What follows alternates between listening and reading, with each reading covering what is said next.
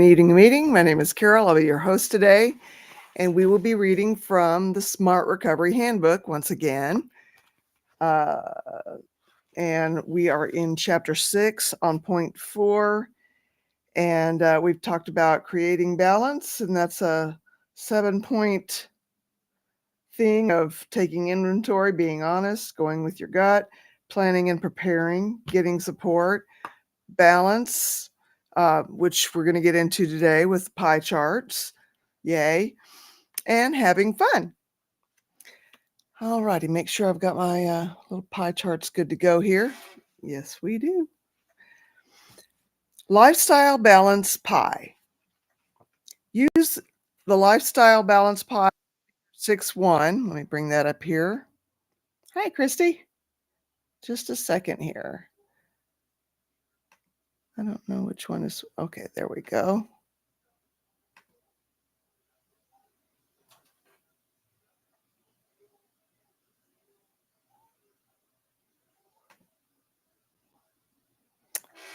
How are you? Hi. I'm good. How are you? Can you hear me? Good. Yeah. Can you hear me? Yes, we're good. We good? Okay. All righty. So I'm reading from the Smart Recovery Handbook, and we're talking about lifestyle balance pie, which is the exhibit here. Hello, CK. Hello, Seventh Son. Hello, Steve Molesky. Hello, everybody. Hi. Welcome. Thank you for being here. All right. Lifestyle balance pie. Use the lifestyle balance pie in figure 6-1, which I've just put up, to represent the different areas of your life. Label each slice with an area of your life that is important to you. For example, family, friends, spirituality, romance, health, work, recreation, personal growth, money, physical surroundings, etc.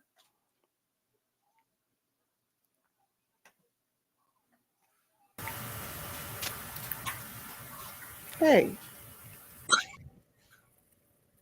Hey, I think it was me with these. Okay, you're cutting out a little bit. Hi, Annie. Hello, Cosmic Christy. Yay. The gang's all here, almost. Now, where was I? All righty, let's see, etc. Refer to your HOV on page 14 for insight. So let's take a look at 14. Hierarchy of values. All righty. Think of the pie's outer edge as being completely satisfied, which would be the number 10, and the center of it as being very dissatisfied, which is a 0. Okay. Rate your level of satisfaction in each of the areas you've listed by placing a dot. I don't know if you guys can see that okay. On the middle of the line of each pie slice to indicate the level of satisfaction you have in that area. After you rate each slice, connect the dots to create the outside perimeter of your pie. What does it look like? Is it round and full, or does it look like some areas are not as filled out as others? Now ask yourself, are my true values and priorities reflected here? Based on what I see, am I living a balanced life? Am I involved in too many activities? Is there too much on my plate? How much of my time is spent caring for others, for myself? What area needs more attention? What needs less attention? Is there a dream or desire that I'd like to focus on? What changes do I want to make? What can I do to round out my life? To move yourself toward a more balanced life, allow yourself more time in the areas that show gaps. Those places where pieces of your are missing because they are. When doing so, be sure to focus on the whole picture of your life, not just specific areas. Figure 6-1 lifestyle balance pie example, which is what I've put up here. Lowest scores based on the dots here Okay, so they want you to kind of draw a line between the dots where the dots land. Interesting. Leisure fun, score of 2, health 2.5, finances 4.9, volunteering 5, children 6, marriage 7.5, career is at a 9, education at a 10. Plan.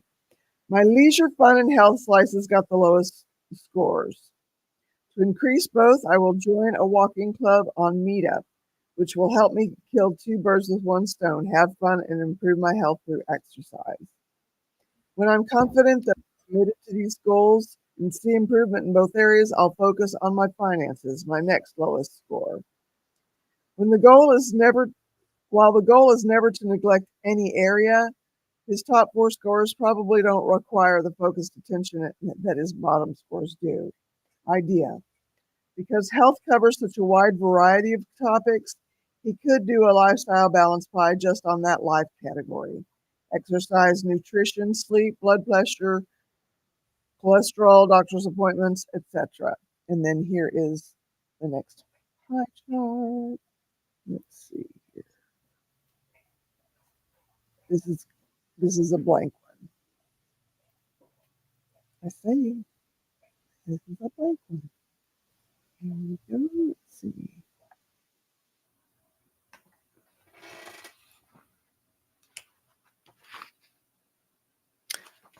All righty. So I need help remembering to put these things up on Facebook when I put them up on the meetings. I can help you remember that. Okay, thank you. All righty. Vital absorbing creative interest. Vital absorbing creative interest. VACI. Before your life was overtaken by addictive behavior, there were probably hobbies and activities you enjoyed and others you wanted to try. Now you can bring them back into your life and explore new ones. Hobbies and interests help balance your life.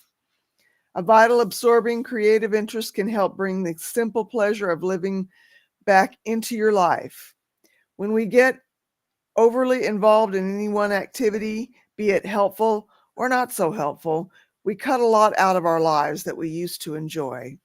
Finding balance can restore the fun and enjoyment that life has to offer. So, how can we get back to those simple pleasures of life? Hello, Stasia. Hi. Hey. Hi. Hey, how are you? I'm doing okay. Sorry, buddy. Did I say it too loud? I'm using them right now.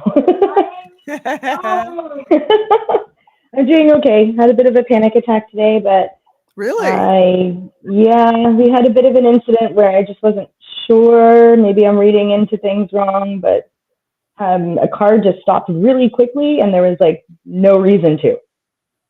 So I got really scared and I had a panic attack. My chest is still a little sore, but Ativan's in me. I'm breathing. Took some time to do a meditation, relaxed time with Rowan. Were you driving at the time? I was walking.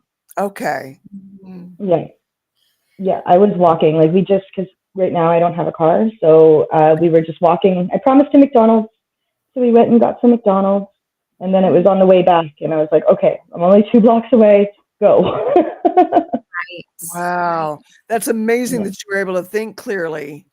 You know what? I think it's because I haven't used anything other than like I've had nicotine, but I haven't even smoked marijuana. So I feel super clear about everything. Wow. And I had been using like daily for a long time. So wow, your life is just on such a great upward trajectory. Like that's amazing. And good for you for stopping and breathing and meditation and thinking clearly and I mean, I can totally understand why you panicked, but I mean, you handled it perfectly. That's awesome. Thank you so much. That's Yeah. awesome. That's Yeah. remarkable. I don't even know if I could do that if I were having a I like panic attack. my phone was even in my hand, like ready, like emergency if I needed to. That was the first thing that I did. I'll let you guys continue though because he's asking for help to find something. Okay. Okay, I'll just mute myself. Sure. Ooh. Wow. Talk about using your tools in your toolbox. For sure. That's awesome. That's amazing. It is. It is.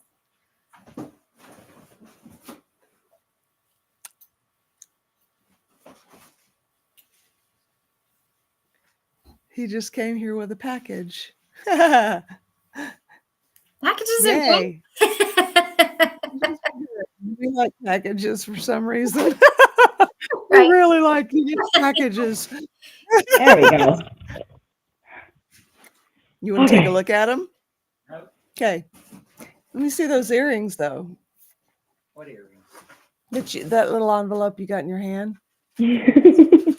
I like that. I know exactly what I ordered. It's that envelope. So sorry. Parenting update from Man, Vicky on Steve. She said he leaves tomorrow morning for the rehabilitation center. They're talking maybe Okay. 2 weeks, but he will have his tablet and his phone with him. So Okay. let's do some Okay. ones for Steve while he's recovering and all of that good stuff. Yes. Send him out thoughts and prayers and awakened. Hello. We've got a bunch of new people in the chat today who are hopping on. I'm so excited. Thank you, That's guys. wonderful. Awesome. Yeah. Here. Yay. I love it. I'm sorry, I'm just going through the messages. Hi, everyone. Right. Wow. So, I mean, wow. I'm just in awe. I want to hear more about how you got it together in that moment. I want to, because I want that tool. Honestly, if it wasn't for Rowan, I don't know. Like if it wasn't, my son, the fact that he was with me, I probably wouldn't have been able to. Because what I did was I completely put away all irrationality, and it was like, okay, him, and if that's what's happening, and if it's true, okay, this is what we have to do. These are the steps we have to take right now. Right. Wow. So honestly, I don't think if it wasn't for my son being with me, I don't think I would have been able to do it. Wow. Well, and what a great way to be in your wise mind. You know, if you would have been in your emotional mind, you would have like panicked and really who knows what you might have chose. And if you were too logical, then you would have just been like, it's not anything. But you brought it together and your wise mind kicked in and you're like, okay, this is what I need to do. And that is like exactly the tool that you need. Like, and I'm really proud of you. Did you like breathe in the moment and like do a meditation when you got back, or did you just like when in the moment? Hi. Hello, Christy. In the moment, honestly, I was holding my breath. I think Christy was talking about it, that she holds her breath too. So in the moment, I was holding my breath, and then I let go once I started feeling faint. And I was like, okay, get your hands ready on 911 if need be. Take a look at what direction that car is going in. See if it turns around. And if it turns around, book the other direction. Like, don't even go to my destination. Go somewhere else.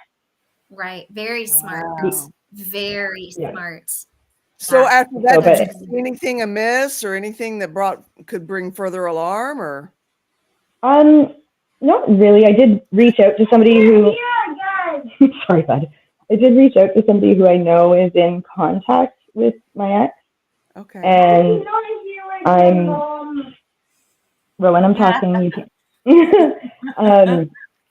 And I had said to her, I'm like, when was the last time that you spoke to him? And then she told me, and I was like, okay, so my gut's telling me cease communication here right now. My gut, like, it wasn't even like she knew where I was. Like, I went through the messages. I made sure that I didn't say anything. Right. But my gut is just, nope, they're talking. Nope, information's getting, nope. So I'm just going to follow my gut on that. So I messaged her first because that was my first instinct. Mm-hmm. And then one of the workers here was looking at me and was like, something is wrong with you. We don't know what. And I'm like, something's wrong with what? Something's wrong with me, because they could just see on my face with ADHD, you cannot hide your emotions. Right. Like, there is no hiding them. So like they could tell immediately, and as soon as they asked what was wrong, I broke. And they're like, okay, it's time for a panic attack pill. You really need to take one right now. And then they're just like, just go downstairs, breathe. And then I used one of the meditations that you sent me, Christy, a few days ago. Oh, awesome. Yeah. So then that way I could just kind of like bring my head down, because I know my body isn't quite going to do that yet. I'm still like, I feel that survival mode now after that incident. That's cortisol and adrenaline. And that it takes a while for that to come down, because you've been in an abusive situation, and so you're on high anxiety all the time, and cortisol and adrenaline, that's what causes fight and flight, and you need to bring yourself down from that. So you telling me to breathe today was amazing, because I actually really needed to. Like I said, we're going to work through this together, even if we're both trying to figure it out. But I think it's amazing. Thank you. But cortisol and adrenaline is actually something that over time, especially if you're always in high anxiety, it can cause many issues. Yeah, I think it was you who had sent me the video about the brain damage in narcissistic relations, like what happens with that, right? The cortisol levels is high enough for like 2 to 3 people, but it's all within one person. Right. Yeah. So if you're at this high level of anxiety, like especially being through abuse, I should send the video to the group, but it's like if you're at this high level of anxiety all the time, like it's too much for any one person. It's so much that it's too much for 3 people, and yet we're going through it constantly, you know. So Stasia, you're doing amazing. I'm so happy to know you. Really good. I'm so happy to know you guys, seriously. I'm like reaching out too. I saw 7th on Facebook, and I was like, I'm not sure. I'm going to send a message. Like, it's plant freak. Right? There you go. And isn't that funny how when we connect, we're like, hey, it's so-and-so. I love it. I love it because I do. So I'm like, who's this person? Yeah. And especially right now, I'm being super cautious. I wanted to say, good job for trusting your intuition. When you're trusting your intuition, it means you're really starting to trust yourself, you know, trusting your gut, trusting those feelings. And so that's even coming online with your body. And that's where, you know, the stuff you and Cosmic have been talking about, and we've been talking about, and everybody's been talking about in the group, is really starting to help, because that intuition, as we've seen with one of the cult reaction things we did, like that saved that guy's life. So your intuition is there. And I'm really proud of you for listening to that as well. You know, like it's just all about trusting yourself, and you're really starting to get there. So starting little steps, they'll get bigger. And then I think I had posted it might have been in the lifeboat, but a friend gave me like a gaming analogy today. Like, just think of this as like, I loved it. Did you? So I saw it. I'm like, this is like XP, and you're leveling up to beat the big boss. Yeah, exactly. Like, I'm very proud of you too, Awaken, Misha. Misha. Yes. Oh goodness, everybody here! Wow. I know. We've got a lot of people. It's exciting. It's becoming an amazing place because of all you guys. But you started it, Carol. So that's the truth. You did. But it wouldn't be near as great as it is without you guys. I mean, honestly. Otherwise, it'd just be me up here blabbing, and that's. Hey, sometimes you may not feel like you like hearing yourself blab, but other people do. And also, Carol, like that video earlier that you showed, I didn't cry because I was sad. I cried because I was like, this is so true. You know, like, wow, okay. Yeah, I felt bad. I'm like, I wasn't trying to make anybody feel bad. I cried. What came to me this morning. I cry like at the drop of a hat. But like, it's just like, but it was so true. Like, alcohol is not an effective coping mechanism. But Yeah. so I'm there going like, it's so right, oh my God. They used to call cocaine the big lie, but really it's booze. Booze is the Well, biggest lie of them all. it's been around longer. I mean, there's monkeys out there who go and like get high on like rotten fruit. So it's evolutionary. Alcohol is part of our evolution. I'm not sure, which sounds terrible, but it is. Like back in the day, like they used to give kids beer because the water was too dirty. Oh, Like wow. Right. I'm a bit of a history buff, but No like so wonder it we had such short lifespans back in the day. yeah, Right? right. Yeah. So they were More and giving kids. more is starting to come out. More and more is starting to come out with neuroscience about just how damaging it is to the neural pathways and to the which is damaging to the body. It kills brain cells. Like alcohol is a neurotoxin, I guess you would call it. Like it's bad for your brain. It's bad for your body, but it's incredibly bad for your brain. But yeah, it's a neurotoxin, so it's a toxin to your neuro pathways. So, but here it is being advertised and Are taxed. you okay, Annie? Is there anything we can do? She's just By the spinning way, on her end. It's her connection. Okay. Oh, okay. It must be Gotcha. the circle. Okay. Yeah. All right. Oh, awaken. Oh And my if God. My dad used to give me the tiniest bit of coolers when we went to the cottage. And at first it was just a couple of sips on the bottom. By the time that I went in Yeah. foster care, it was like 2, 3 bottles for me to fall asleep at night when we were out there. So not the Do you know? bestest thing. I disagree completely, but I lived and I learned it. Yeah. Well, see, so I won't go into my details with my father, but I was the favorite child, which I'd never think any kid should have on them. All kids should be the Yeah. favorite. But I was the favorite. So at Christmas Mm. time, I used to get. I was the only kid at like 4 and 5 and 6 and 7 and whatever who got like a tiny bit of scotch and lemonade, and I'm just like, Oh, Wow. yeah, Yeah. it was like a special treat between me and my father. Like he would give me scotch, and I'm thinking like, why don't the other kids get this? Mm-hmm. Like Wow. Wow. yeah. So I don't mean to sound ridiculous, but if you already have the disease in you, like if you have that ability, isn't that just triggering that at a much earlier age? I think so. Well, they don't think about if they're giving booze to kids, they're certainly not thinking about that. Right. Well, that's no. So, and it's just like that's why I say I was predisposed to be an alcoholic from a very young age. 1, genetics. 2, the fact that culture. And 3, the fact that my dad was giving me scotch every Christmas and my birthday. So, like, within a week, I'd get 2 glasses of scotch. And like, I was 5 years old, and I remember this. And I was just thinking, like, Wow. I can't even stand the smell of scotch.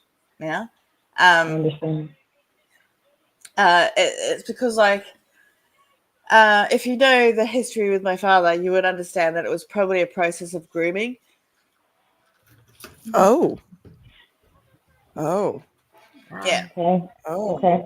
Wow. But yeah, because of how I am, I refuse to be groomed. Yeah, it was a process of I think it was a process of part of grooming because none of the other kids got it.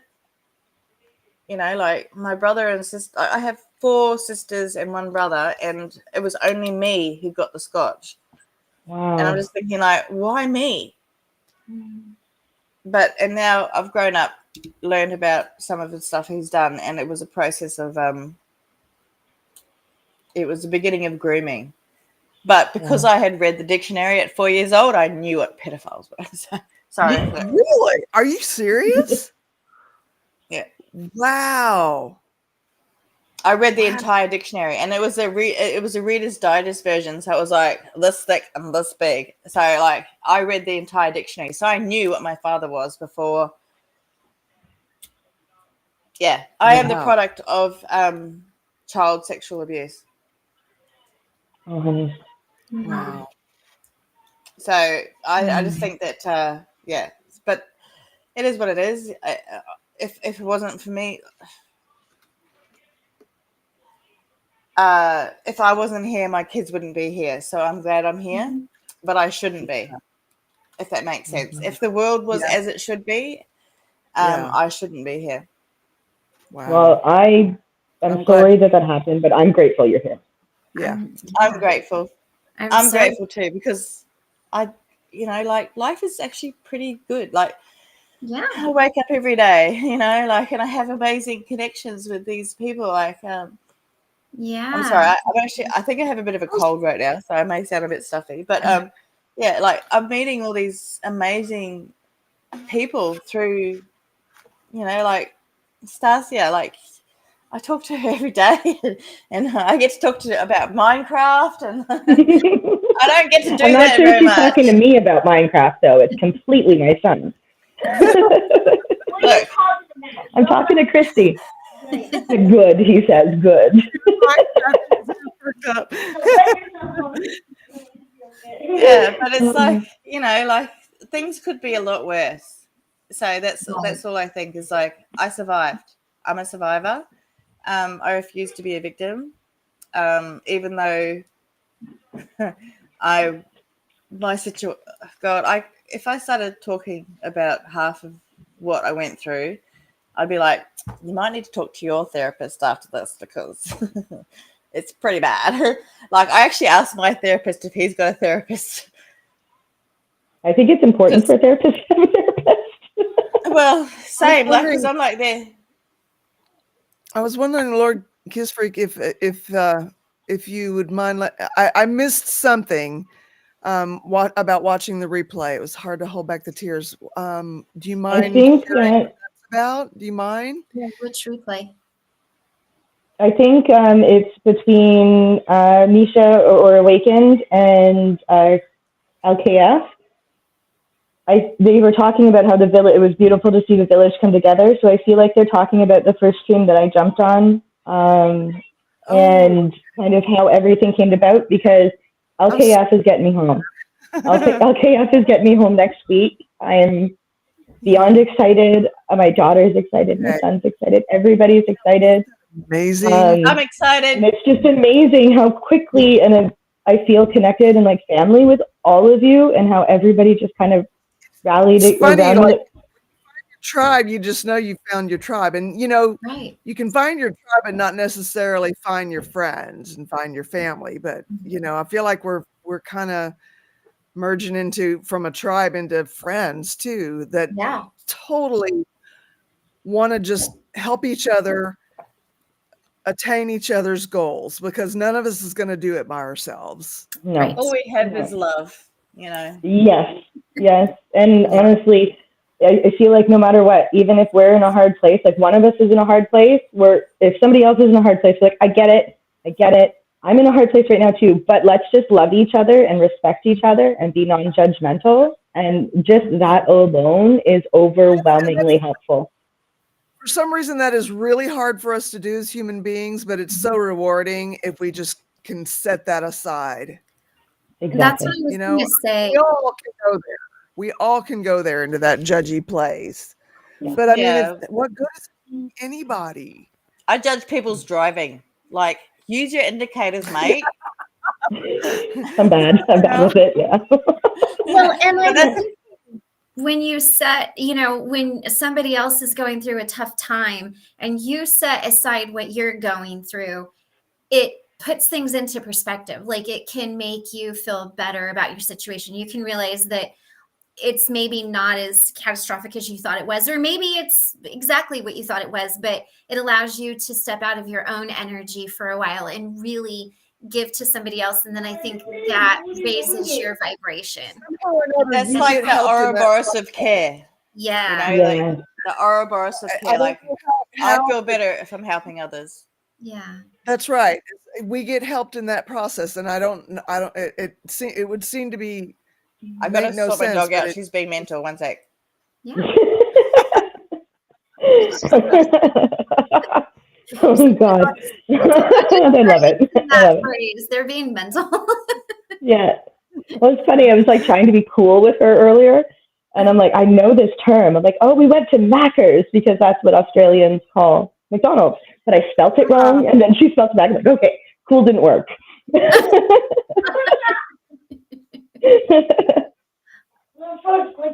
We can Oh, I'm say, sorry. yes, I can give other people advice, but very seldom that's what I was follow trying it. to put up there. Somehow, when it jumps up, I clicked the wrong one. I need to learn to. You know, I've had people that I've helped before come back and literally, like, I would be talking to them about something, and they will say to me, I'm going to give you your own advice back to you. So listen. And then it's like, oh, wow. Well, one of the things I've been taught in therapy is to treat yourself how you would treat your best friend. So talk to yourself like you would your best friend. Mhm. Would you let your best friend You go know, through this? Would you? another one too is also like, when you're putting yourself down, like, would you talk to a child this Right. way? Yeah. Right. That's hurting. Yeah. That's just hurting. They just need some comfort, feeling insecure, which we all do. Mhm. Mm-hmm. That's another good one.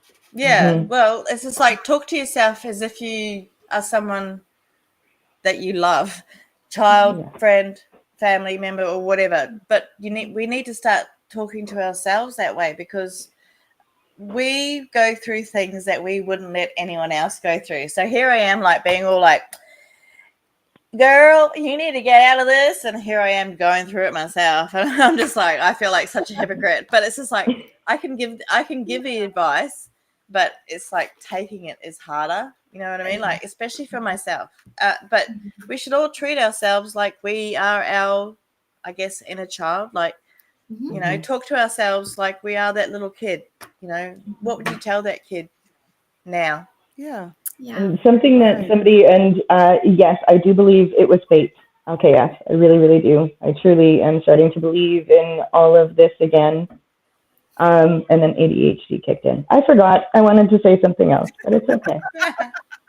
I like what you just said. We create our own reality. Our conscience is always listening, and That's true. that's so true. You can manifest That is so much in your life just by how you look at it and what you put out there.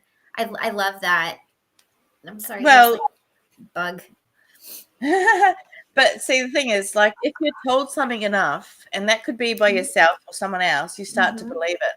Yeah. So, like, if you're told that you're a terrible person, which I was my whole life, like, I was told that it Yeah. was a crime, um, which is true. I love that. High-fiving myself in the mirror. Hell's yes. Yeah, but see, if you told something enough, you start to believe it. Like, and that's one of the reasons why. Sorry, I sound so stuffy. One of the reasons why narcissistic abuse works is because those people tell you this. They gaslight you into believing that you are this person that they've created, even though you know within yourself you're not this person. But they're telling you that Yeah. you are. And then eventually you're like, well, maybe they're right, because you're told so often, like, and then you start feeling crazy because you're like, but I'm not this person, but they're telling me that I am. They're telling me I'm doing this, and it's just, but it's not who you are, like. And so in the end, you just have to come back to being yourself. Mhm. Yeah. And I don't know why we are so willing to take that persona on that doesn't belong to us. I don't know what that is. I wish I did. Right. Got a fly I buzzing on my face of all both of you things. got bugs. Ha! I know. Sorry. Yeah, mine went. So I got a bug. She's sitting on the couch Children. right now, being all strange. That's my dog. Well, Yeah. and it is, sad that we don't know what causes us to do that, right? And then when we come out the other side of it, that's one thing that we look at is, and that's how we heal from it, is why did for me, why did I allow myself to be treated that way? Why did I stay? Why did I think I couldn't leave? Why did I feel the way I felt? Like, and those were things that I worked through that was really, those were tougher than some of the other stuff, because that's Well, on you, and you have to be kind to yourself going through it, but you also, have to realize what's not yours and what is yours, for me. what conclusions did you come to? Like, so did you ever figure out why? I did. Because I would love to know why. Well, I will tell you what the answers were for me. So for me, the answer as to why I stayed was because I felt that no one else would love me. The reason that I stayed was because I had been financially abused and emotionally abused. I didn't think that I could do it on my own, because at the time that I left my ex-husband, I was a shift manager at Taco Bell making $9 an hour, and didn't have any savings, didn't have anything. I had been isolated from my family for about a decade, and I thought that all of the horrible stuff I had said and done to them over that time, because my mind was so messed up, that it wouldn't be forgiven. And so it really, for me, came down to my self-worth and how I seen myself. There was a part of me that felt that I deserved that I believed the things he was telling me. Now, with therapy and everything, and that's where DBT and therapy and getting off that medication and everything came in, and I kind of, got right with myself. But it that's really what it was. And those were answers that I didn't want to see. Like, how could you think that the being abused, emotionally and financially and, like spiritually, and having your soul crushed and wanting to unalive yourself is the best life you could ever have. But that's where I was. Now, that's not where I am today. And I understand that, but it took a lot for me to get there. And that's really what it was. And I mean, it kind of, I had abandonment issues. So it was also, I was really afraid of being abandoned. And I thought, who else is going to love me? Because I when I married him, I was a single mom. I'd had a daughter out of wedlock, which was a big deal in the, religion that I grew up in. And I didn't think anyone would love me. And then, I was divorced with, 2 more kids, and who's going to want that? And so it was a lot, but that's what I came to for myself. And, and that I just had to kind of learn. And I've learned from all of that. So when people say, like, I want to unalive myself, or I struggle with this, or I struggle with that, like, I might not understand the nuts and bolts of it, but I can understand the emotional parts of it and be like, this is my story. And I mean, it got really, really dark. It got really dark. I bet it did. Yeah. Yeah. I Oh, mean, it was. I'm It, so it was glad you glad you came survived through it. it. My goodness. And it's a Yeah, miracle. and you're you also survived it. inspirational, because like I'm just like Yeah. I'm waiting to get to that point. I'll get there. And here's the other thing that I kind of found out for myself was I had to so the darkest part, so I'll share the darkest part and then I'll share the lightest part. So the darkest part was I had 3 young children, all right? And my oldest is 6 years older than my middle daughter, and my 2 youngest are 14 months apart. And at one point, I had decided I would be a better mother unalive than I would alive. And I made a plan of what I was going to do.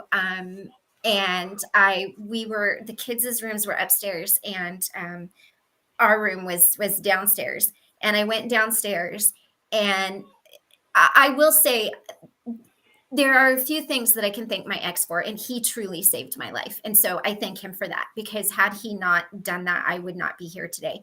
So I went downstairs and I was getting my keys because I had a plan. I had formulated a plan and I was going to leave and I was not ever I going know the plan.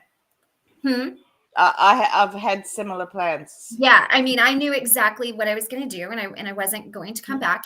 And he stopped me. He's much bigger than I was, very athletic, 6'2", Wow. 220. Like, I mean, he was like a B-level softball player. Like, this was not a little guy.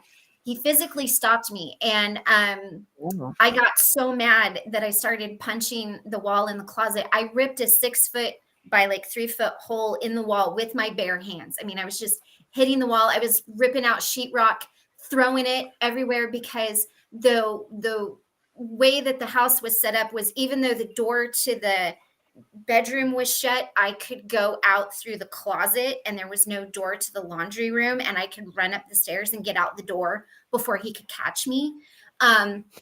Well, he caught me. So I picked up, we had one of those Gazelle exercise machines. Do you know what I'm talking about? The like little scooter. Yeah. Oh, yeah. I steppers. We call them steppers in Australia. Yeah, I picked that up and I threw it at the wall. Like, I stuck it into the wall. And I just turned around and looked at him. And he said at that moment, he's like, I have never seen someone's eyes so dead. He's like, it was the first time you just looked like lifeless. And his mom was a crisis counselor in Omaha. She was actually called to help 9/11 victims when that whole thing happened. So he called his mom and he's like, what do I do? And he literally called his dad, because his parents were divorced, to come sit with the kids. He picked me up, took me into the emergency room. And I was so unemotional. Like, at that moment, they walked in and they're like, why are you here? And I was like, because I don't want to be here anymore. I'm going to unalive myself. Once I got through all of that, that's how I ended up on the bipolar medication and stuff that I didn't need, because I wasn't bipolar. It was just situational trauma. The positive side of that was, after I left and after I figured out like why I did all of that, because that's not me. It's not me to not want to be here. It's not me to be that, just broken. Yeah. What I realized was that the only way I could move forward was to find the positive things that he did and forgive myself for allowing me to stay, and find something in him that was redeeming. Because if I didn't do that, I would be hating him and everything to do with him for the rest of my life. And so I forgave him. I've never got an apology. I never will. But he saved my life. He literally saved my life. Wow. And he gave me my 2 kids. And, so from all of the nastiness, like, I just let all of that go. And I was like, look, you were a big lesson in my life. I had something to learn from you. You taught it to me. And I can go on and be a better human now. And thank you for saving my life, because that's a big thing to do for somebody, like, whether you like them or not, or how they treat you. Like, when somebody literally saves your life, that's a thing, and that's how I see it now. And so next year, when my middle daughter gets married, he will be there. And you know what? I'll be able to sit at the table and have a conversation with him. And if my daughter wants pictures of us together for a family picture, you know what? I'm going to be right there smiling, because it is so not worth my energy to be mad at somebody. He only took from me what I allowed him to take. And when I decided you don't get to take anymore from me, he didn't. When I was able to forgive him, I was able to move on. And when I was able to find something positive, if I can find something positive in that, I can find something positive in anything. And so that's how that was, like. That's so similar to me, because I'm actually still married. I've been 17 years married. Actually, it might be 18 or 19 years now. I forget, because he won't divorce me. But it's just like the only. Hi guys. Hi, Hi, Sorry. Waken. I it's was like muted. Hi, I I can't regret that relationship, because if I didn't have it, I wouldn't have my children. Right. Yeah. You know, so it's like I regret some things that happened during the relationship. I regret marrying him. Oh my god, you know, that's a whole different story, because I was called a bastard my whole life, so I had to get married to make sure my children were legitimized, even though they were born before we were married. But it was just like I just couldn't let them have that. But it was just like we were in the 2000s. People don't care anymore. But No. in my head, Yeah. growing up through the 80s, it was a big deal. I was the that word of the family, and so I couldn't let my kids be that way. But it's like what Christy is saying is completely relatable. It's like, I don't regret the relationship. I regret what happened during the relationship. But Right. without that relationship, I would not have my two children, and they are my world. And that's exactly right, Zelda. I don't there's no one in the world I actually hate. I don't hate anyone. I've got an abusive father, I've got all these exes who have been really abusive, but actually there is one person I do dislike quite a lot. But it's like, but I still can't hold that hate towards them, because it's like hate only hurts yourself, because they don't care, That's true. you know. It's poison. It's Yeah, poison. Have you guys they don't heard even of know. have you guys Yeah. heard Sorry, of Nisha? Japanese art? It's called kintsugi. I'm probably saying that No. wrong. It Say is that again. it's basically what they do is that they take broken pottery and Oh they yeah, join it Oh, together with gold. with gold. yeah, it makes it more And beautiful. it's Yeah, it's I know really what you're More talking about. valuable. yeah, through the fragility, through the lessons learned, through the experiences, it becomes something far more beautiful. Yeah. And I think that is what all of us who have been through so much, and that's every single person in this room Yep. and in the chat, Yeah. all of us have been through something. And because of that, we Yeah. can become something so much more beautiful if we just embrace that. We are broken Yeah. pottery put back together with gold, and the It's gold is called what gold we've repair. done. Yeah. So, I but the love thing is, that. the gold is what Wow. we've done. We've done that work. Like a lot of it is like, yeah, we can thank our friends and our family and all that sort of stuff for what they've done for us, but in the end, it comes down to us. Like, Exactly. Yeah. we've made these choices, and we're making these decisions. I've had a Valium. I'm sorry. I was very stressed. I had to go to drive my son to work today, so I'm like, I sound a bit Well, you weird. look adorable. I love Um, that sunflower. I I do love Agree. too. sunflowers. I have three versions of this dress. So yeah, Love but it. it's just but it's just like, in the end, it comes down to us, and what, like, we can't control anything in life except for how we react to whatever happens. Yep.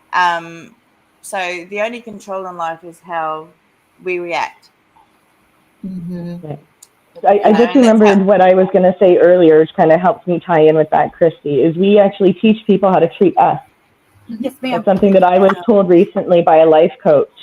We teach people how to treat us. So if we're in a situation where we're heightened and we're constantly in anxiety and we're giving in, we're teaching them that they can walk all over us, that they can take advantage, that they can push our boundaries. Well, see, And it I plays learned that so in the much. the 2000s, because Dr. Phil said that you teach people how you. I'm not a Dr. Phil fan, but I was like a single mom and at home. But anyway, so I watched Dr. Phil. But he said that the only thing that's I've ever taken from him is that you do teach people how you treat yourself, because if you allow it, they'll do it. They will do it. Well, we tell them Every it's my time. honor. I will gladly do this for you. And so they Yeah. take it Yeah, upon themselves. Well, she wants to do this for me, so I'm just going to let her do it all. exactly. You know? And And it's then like Yeah. it's like, but in the end, it kind of feels a little bit victim blaming. It's our fault. We went through this, whatever. It's not our fault. They were terrible people, Right. and it's not That's right. our fault that we felt like we couldn't leave, like, because like Christy, like I was financially everything controlled. Like I had no choice. I was stuck in a situation that one day I'm allowed to be able to talk about. But it was just like, it's not our fault, Right. but we also had choices, and in the end, but they took our choices away. So it's also not our fault that they took our choices away. Does that make sense? Yes. It's not our And fault, trying but we to do not. have the power now. We have the power to take back our lives. We have the power to not let others do that ever again.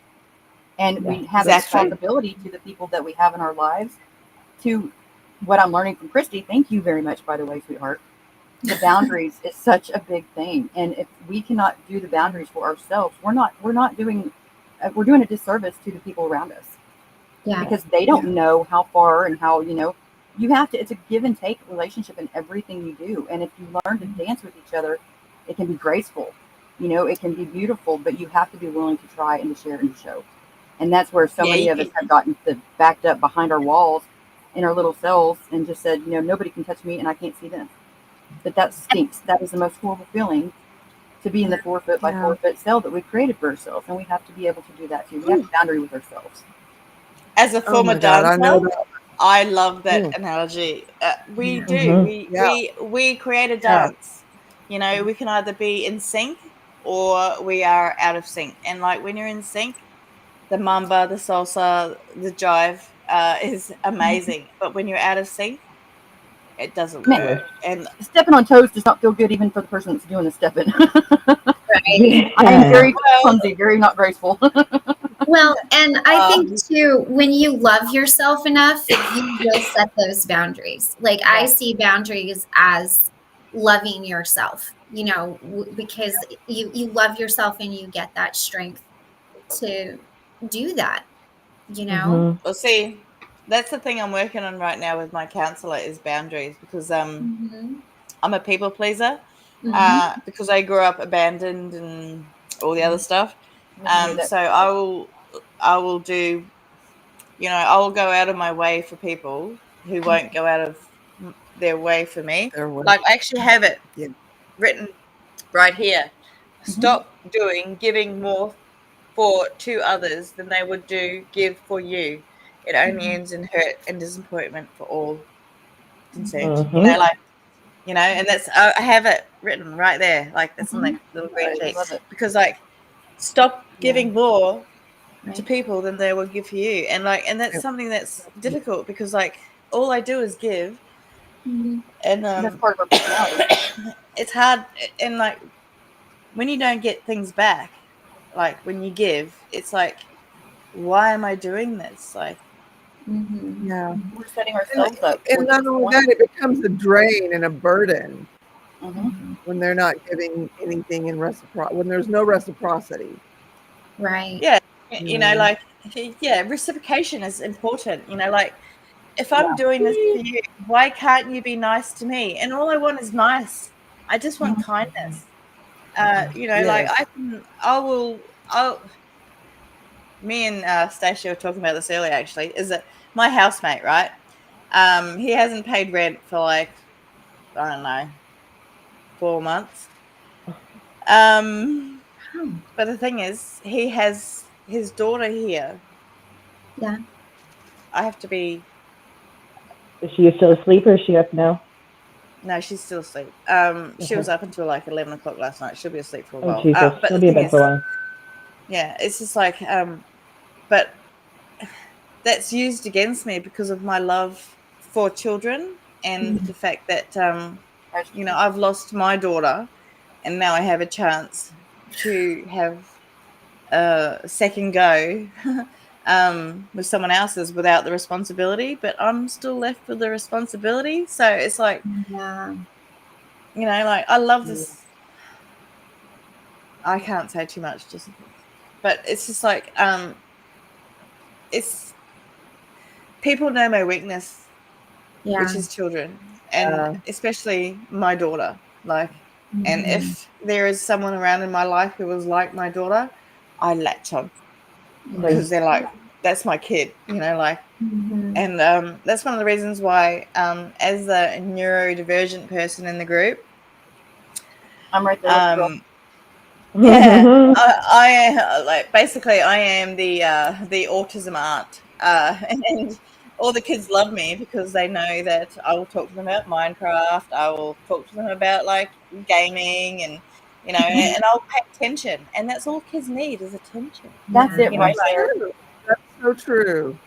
yeah. So Even and with our fur boys, people are always like, they are so smart. They are the smartest dogs I've ever seen in the entire world.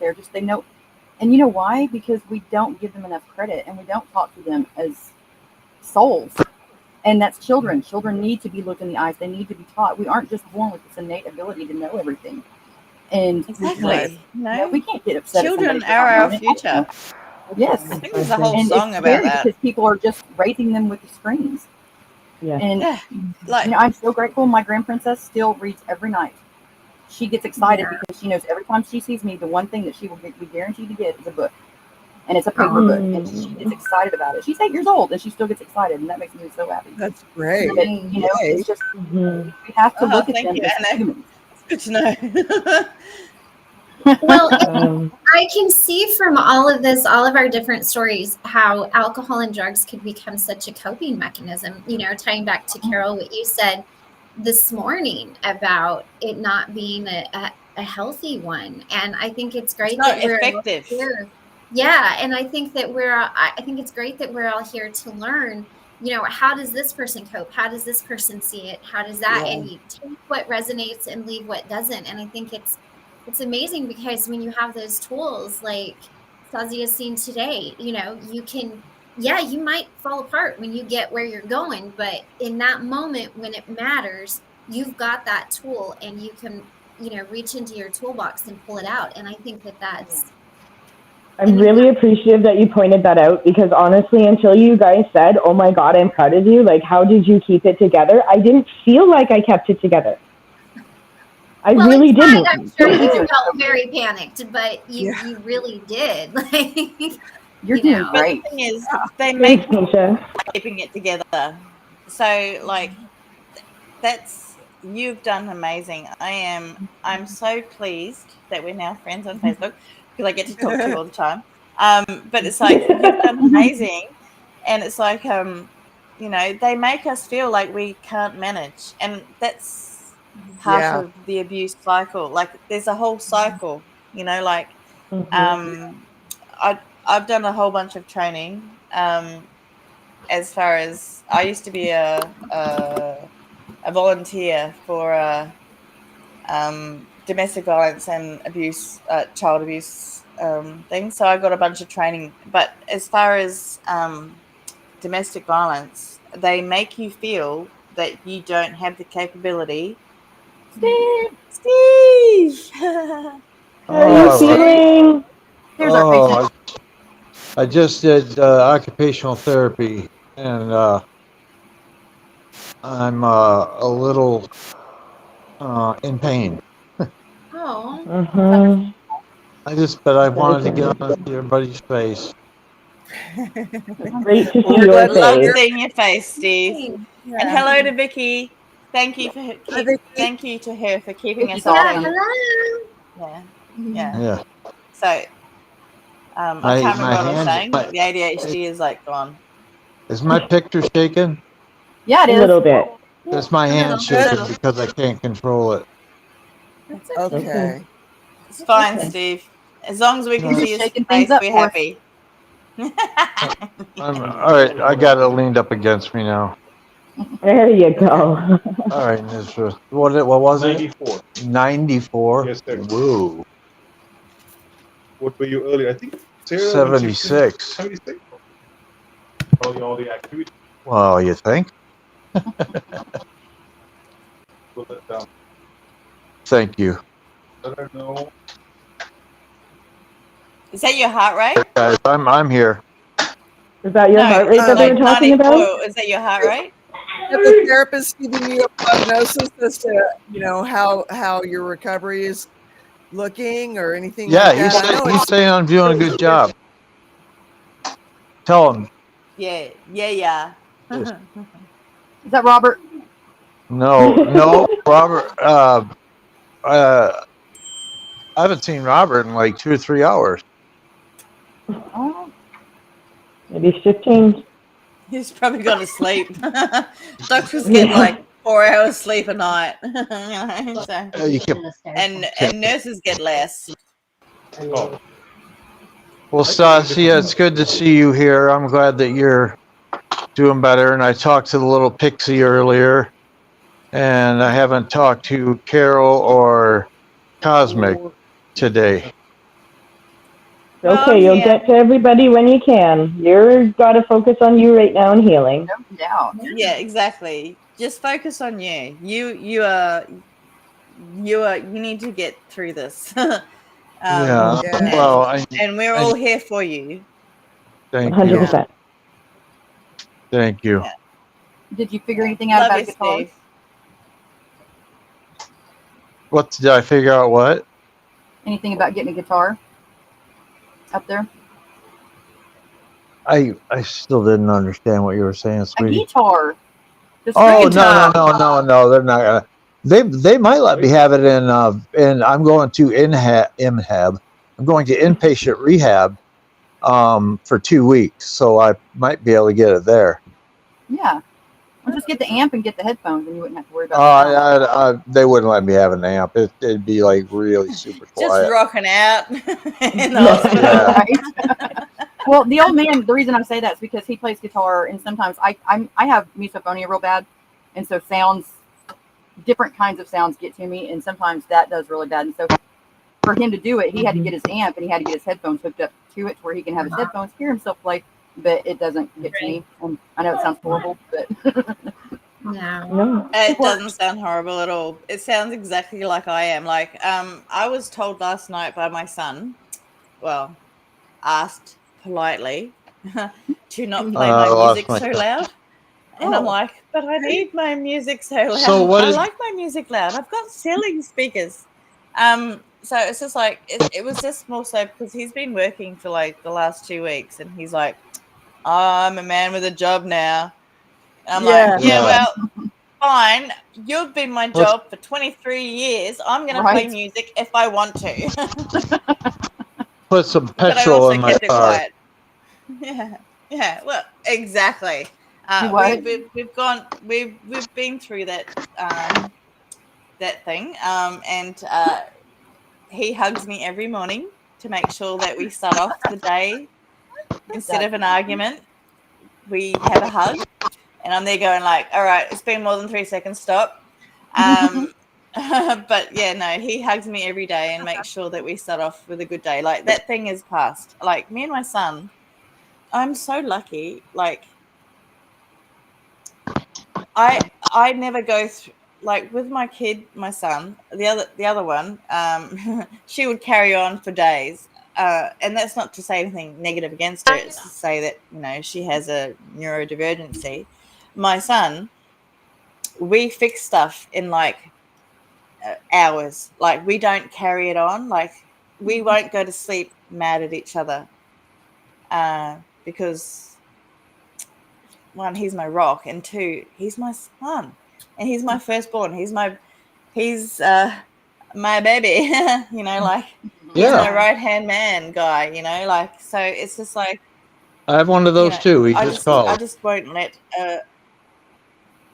Yeah. Oh, Hi, you Lenny. know, like it's just It's no salt. But no we all salt. have moments, and me and my son had a moment, Yes. and Yes. Thank you again. Thank you. Thank you. Taking care of our guy. thank you. Yeah, Lene, it's good but to it's see just you. it is really good to see you, Steve. Like if I don't see you here, I'm like, where's Steve? I'm trying to do like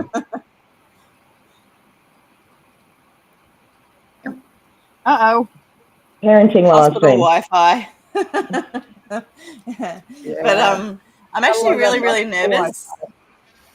Yeah, I'm really nervous at the moment because I'm going to be meeting my housemate's mother, and I am Auntie Chrissy. I hate that they've changed my name, but anyway, I'm Auntie Chrissy, and I'm nervous because my house is a mess. I haven't had my cleaners here because they've been away. They get respite, and like I've got she opened a balloon on my floor, so I have this like glitter on the floor. At the Glitter, moment, don't I'm ever just like, apologize for glitter. oh well, it's like these big round glitter, you know, like it's like, and my vacuum's like, I'm not picking this up. So yeah, so I'm just like, I'm walking around going like, I'm trying I came to in make at it I came in at a weird spot. We're talking about confetti, like it? Yeah.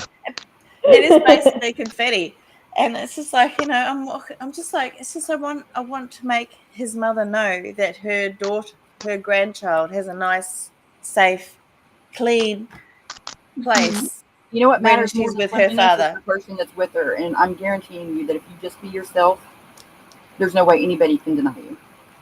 I'm That's so right. nervous. I'm not used. I can do this online. It seems, but meeting a new person in real life, it's like, they're gonna hate me. Oh, I can relate Like, with that 100%. yeah, it's just like, It's different. You got to practice it a couple of weeks before you can play it in front of live. Sorry? That's what I think.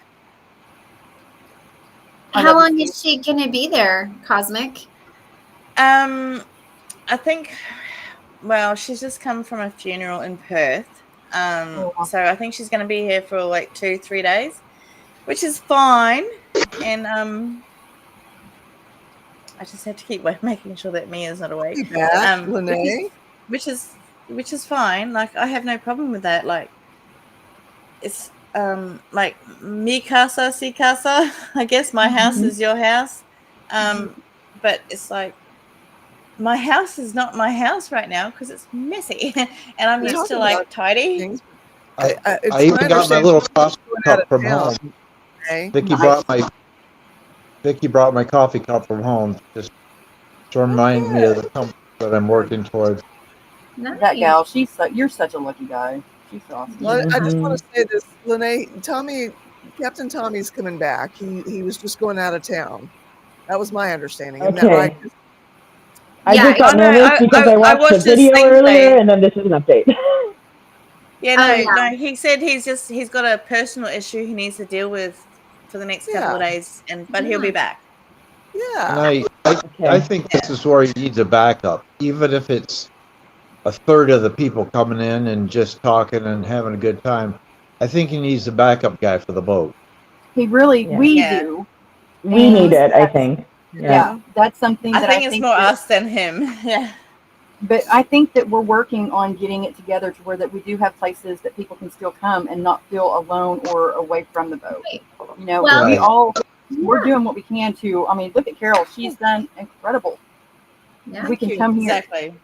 And, You know, like the lifeboat is a lifeboat. We all need a lifeboat, Yes, Mhm. but yeah. we can't.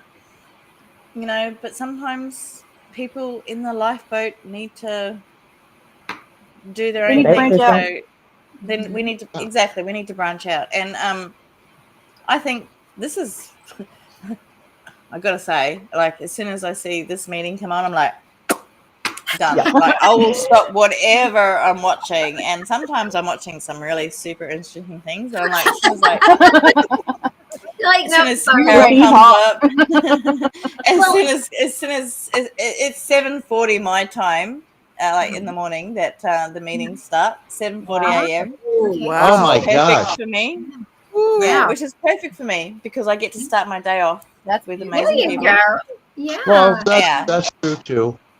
one Mhm. night we Mhm. really, one of my first lives that I got to do where I got to bring people in to stream. We had a late nighter, and it was so much fun. I'm trying to figure out how I can do something like that again. Yeah. Well, You know, I've it's been like wanting my to evenings are go so on. regimented anymore. Yeah. Like Tommy said, he wants to eventually have it to where that there is 24 hours a day. There's something going on Yeah, where nobody and has I think any that's time. fabulous because Yeah. you never know when you're going to. I got to tell you, just information, there is 24 hours a day support through. Good girl. When I say it feels like I'm in a cult. But like Smart Recovery, they have meetings Yeah. all They day, all do. throughout the world. You know, Yeah, like, so it there's can be always like someone. just like an audio one, or it can be a full-on Zoom one. Normally or, it's Zoom. Like I'm Yeah. in Australia, we don't have the in-person meetings so much unless you're like in a big city like Sydney or whatever. But it's mostly Zoom, and also, like, you know, I don't like AA, but that's a thing for myself. But there's I has will some good things. still Nothing is all bad, you know. yeah, exactly. But you know, if I need a meeting, I will at 1 or 2 o'clock in the morning Australia time join an American meeting and listen to all the Americans talk about how weird they are. And so it's like, it's great. We embrace the weirdness. Yeah, we're all weird, aren't we? It's like we're proud to tell the war stories, and you know they want to make it funny, but I think at the same time they think they're helping people, but they're really not. No. All right, I need. All that I need. does is make me want. It makes me want to. It makes me feel crazy inside, and all I want to do is go have a drink when I feel like that. What are you talking about? What are y'all talking about? I missed it. Okay, Going to Kristen, you go take care of that message later, okay? Talking about using their active addiction, I miss their glory days or something. You Oh, know? yeah. Do you know what I mean? Yeah. Oh yeah. Whenever I Yeah. went to NA, I actually, and I know I've said this a few times, but it just gets to me, is the fact that, for one thing, at the group hug at the end of the meeting, one of the main sponsors that was running it licked my ear. That's not conducive to my, that's not conducive to my rehabilitation at all. Yeah. Don't I was walk, forced but run from that place. Well, I did. Ew, And the thing is with me being forced recovery, I didn't have a choice. I had to be there. But whenever I told my probation officer, I'm like, look, this is making it worse. These people are talking about things and they have a twinkle in their eye. I'm sorry, if you have a twinkle in your eye and I'm craving this to begin with, I'm just wanting to do nothing but go and talk to that person over there because they've got a connection that I want. Right. You know? And so it was not conducive at all. And I was actually able to get out of doing that because, and I'm like, look, that's the part that I just cannot stand about it, honestly. It was horrible. It was such a click and such a not helping you get out of your addiction. How is it helping? Just getting to sit around and talk about how great it was in the good old days. And that's how come they have 5 to 7% non-recidivism rate. You know, I mean, for real, it seriously, at least where I'm from, it became nothing but just another place to get more connections and to share your knowledge of what you knew and to learn more about how to, you know, it's like a felon's education camp kind of thing. Yeah, you wrote really good in your journal today, but how do you feel now? You want to go do something afterwards, or I've been in one AA meeting, and I swore I'd never go back. Well, I got called out by the counselor there because I journaled and because I had accidentally left my notebook, silly me, after a meeting, and I went to go back and get it, and she had gone through the entire thing. What? And I am a big time, or I was especially a big time to-do lister and goal maker and storyteller. You know, I love words. And so, yeah, it was cool. And she ended up calling me a junkie that day. She told me that I just overdid everything. Well, yeah, that's part of who I am, part of what I do and what I'm dealing with. And I'm trying to learn how to, you know, work with it instead of being, that's right. You know, yeah, it was an experience. It really was. And so, if not for that, I probably would have been a lot easier doing what I needed to do. Oh, yeah. It's a miracle. It's a miracle that, you know, we've made it. A lot of stuff going against a woman felon drug addict, you know, with no support. Yeah. Yeah. The judge told me, because I was up for drug court, and he told me that, he says, you don't have any sort of support system. And I said, well, my mom and dad both passed. And it was just me. I'm adopted. I have no family. Said, I've got my daughters, but that's it. And that's enough for me. I can do it. It's outside influences is what causes me the issues, you know. He says, I don't believe in you because you have no support. And so he made me a felon instead of having the chance, the opportunity to go to drug court and not be a felon. And because of that, I could get no assistance. I made too much money, apparently, to get food stamps. I was told that my ex-husband, if I would have taken him to court because he didn't pay child support, which he was only supposed to pay $300 a month for 3 kids, that if I would have taken him back to court because of the money that I made, he would end up having to pay nothing, even if he never saw his kids. Wow. He What? system Oh my is god. screwed up. Oh my god. But that's okay because I'm fighting it. I've got my power now. I'm fighting it, and I will not let go. I will not stop with this fight. Right Good. on. Oh, wow. That You know, that has got to be so disheartening to be in that position and have somebody tell you, "I don't believe in you." mhm. Like Yeah. those are powerful words. It crushed my soul for a little bit. And then I Yeah, think honestly, it made me strive harder because there's yeah. so many letters that I wrote to that judge, Mhm. telling him and showing him all the things that I've done and all the things that I accomplished, and that was with the monkey on my back of being a villain. Yeah. Right. You know, Yeah. and so in some ways it crushed my soul, but at the same time, you know, I mean, that day because I was supposed to have gotten out, and like that moment, and I'd been in for a long time because they don't do things quickly, and I was so angry and so upset, and I think that they messed up, that they knew that they messed up because they ended up letting me out, and they shouldn't have, because I was acting like King Kong on that door. I was making so much noise and screaming and hollering because back then I was so much more immature, you know, and it just, I think that they realized that they messed up or something because, yeah, they let me out, and I did nothing but, I mean, I went to college to be a drug and alcohol counselor. I strove to not ever let myself fall down in that pit again. I did 14 years later, but, you know, So now where are you at now in your journey? Like, are you a drug and alcohol counselor and sober and everything is good? unfortunately not drug and alcohol counselor. I went to a college, it was a 4-year college, and I Uh-huh. didn't make it past 3. And then I've done online schooling and stuff like that, but that was whenever it first came out. So I wouldn't, it was hard. I plan on going back though, but I don't think really that would be the best thing for me, the best outlet, Okay. because, you know, I take on a lot of emotions being empathetic. I take on a lot of other people's, and Yeah. and I'm dealing with that really, really hard right now because I have to shut down. And I feel so terrible because there's so many people out there that I want to talk to. And I mean, my notifications, my emails, my messages, and everything are like crazy. And I add that to my list of stuff on my shoulders that just kills me because I can't be enough. And so if I were to do that as a living, I don't think that it would be a good idea. Oh yeah. Let me recommend a book to you. It's called Personal Power Through Awareness by Sonia Ronan. And what it is, it's all about your energy, and it's designed for empathetic people, and it's how to like clear your energy, how to understand what's your energy, what's not, how to deal with it, how to protect yourself from it. You would probably benefit a lot from that book. And it's And Would you relatively mind sharing that in the group?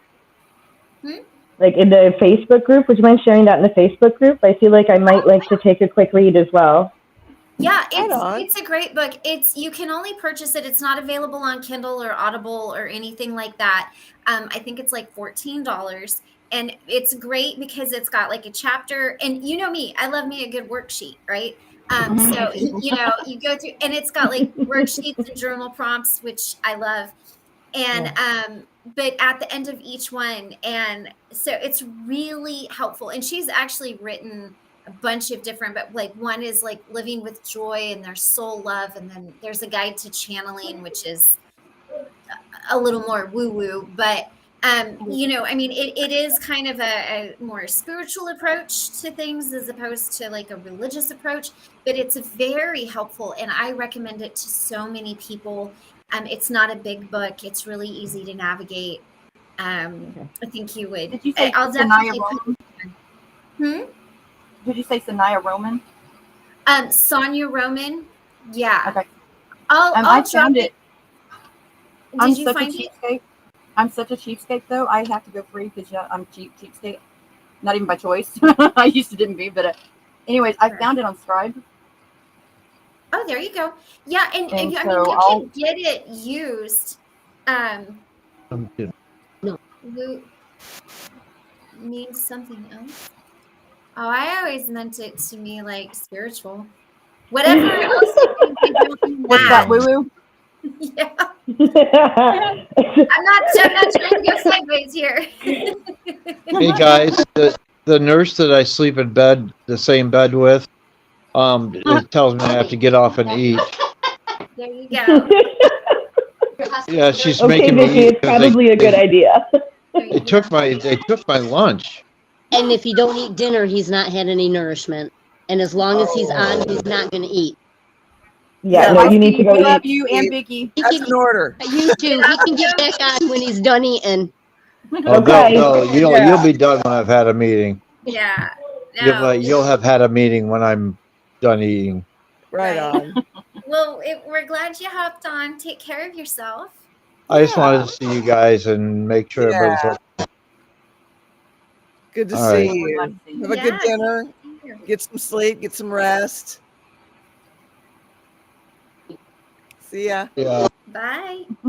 I'll drop the link in the I have I'll put it up in the Facebook page, the picture of the book, and then like the table of contents and like one of the worksheets, so you guys can get an idea of what it is, to Awesome. see if it's something you would like. But I've recommended it to a lot of people, and it really does help a lot. That's awesome. I will definitely look into it. There's definitely things that I've got to start doing.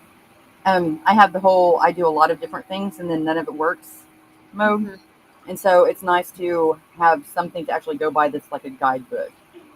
Yeah. That Yeah. helps out. This Yeah. does really help. is, and I usually have it around me, but I don't have it around me right now. And it's not a big book. It's not super technical. It's really well written, and like I said, it's been very helpful for me.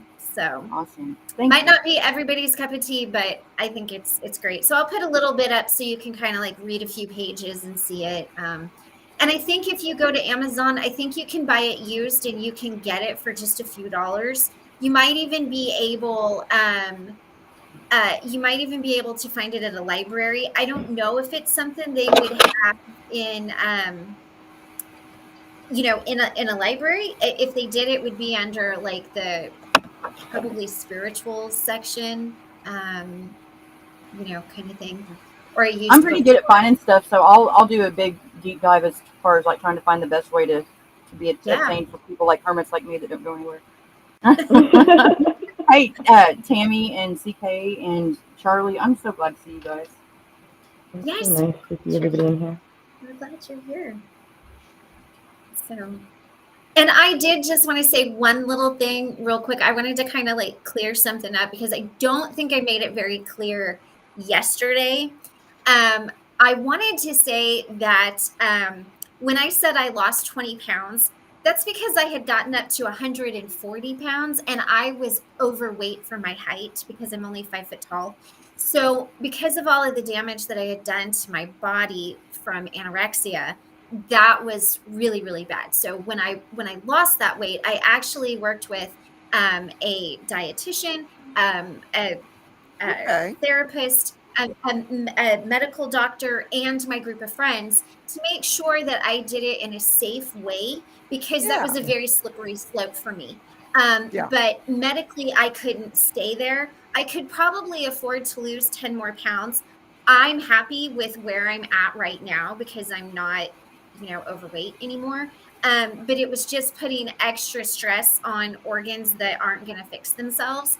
And so when I did that, what I did, it was really cool. I sat down with the nutritionist and we picked out very specific meals and things for me to get because here in Kentucky, where I live, there's not a lot of healthy options. Like we don't have a Whole Foods or a natural grocers or anything like that. So everything that I have to buy, I've got to be able to find.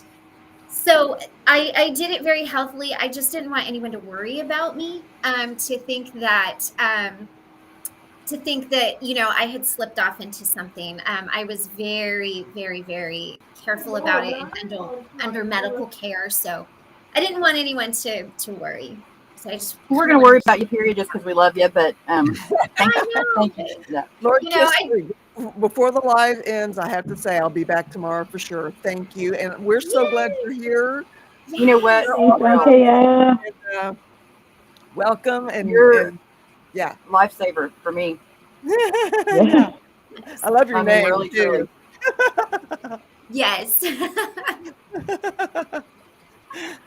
Oh my Well, goodness. I honestly, I would like to actually refer to that a little bit because, guys, there's so many things that have happened to me in my life that have been so beautiful and such miracles and just blown me away. And I will forever consider that day when we met you plant fruit. as a miracle.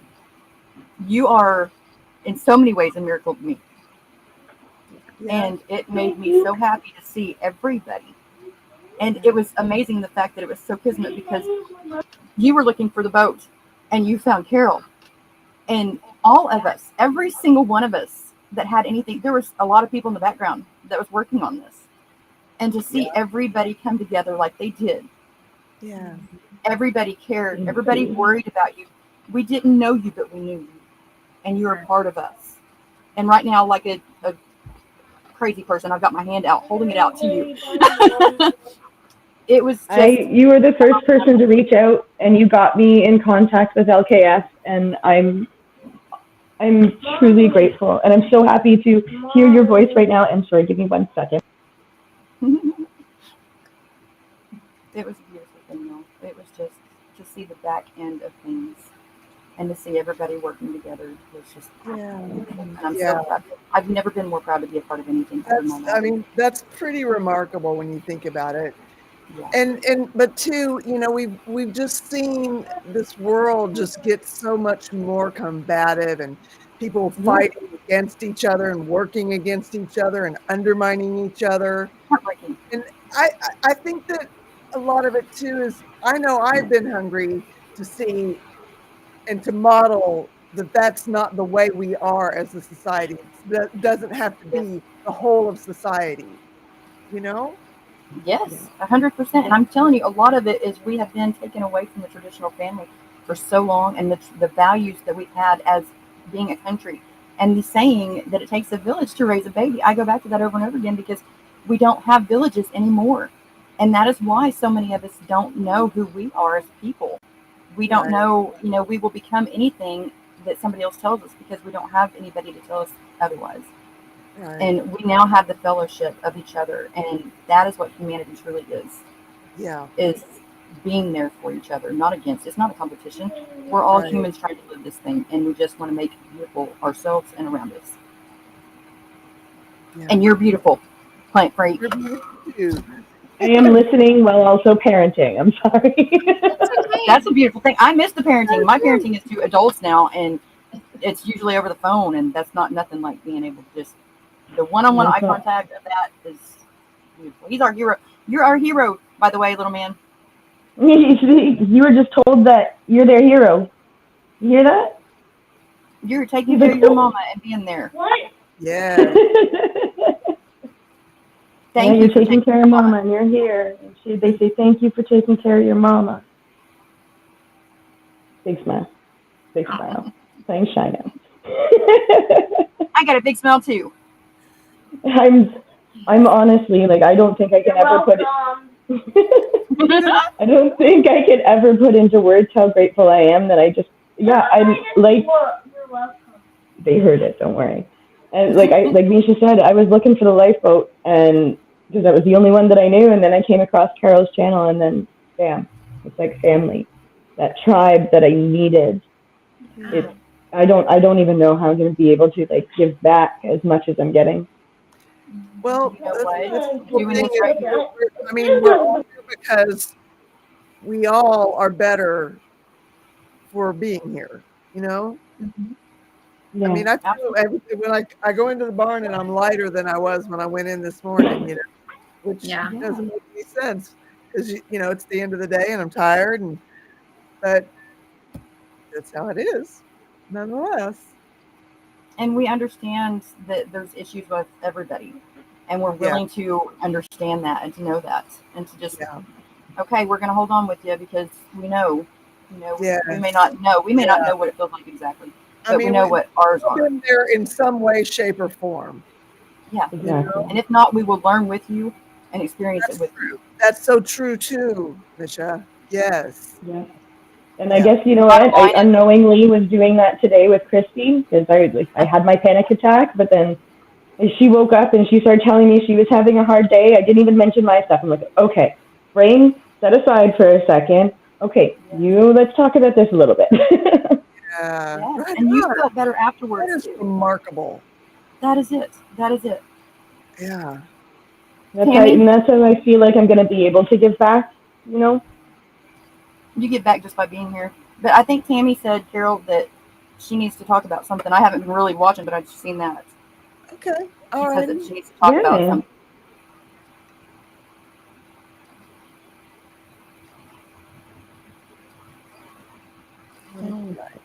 Am I going back? No, we're good. Tammy, do you want to come on? Do you want the link to come on? There we go. Okay. Carol's on it. Wow. You're so quick.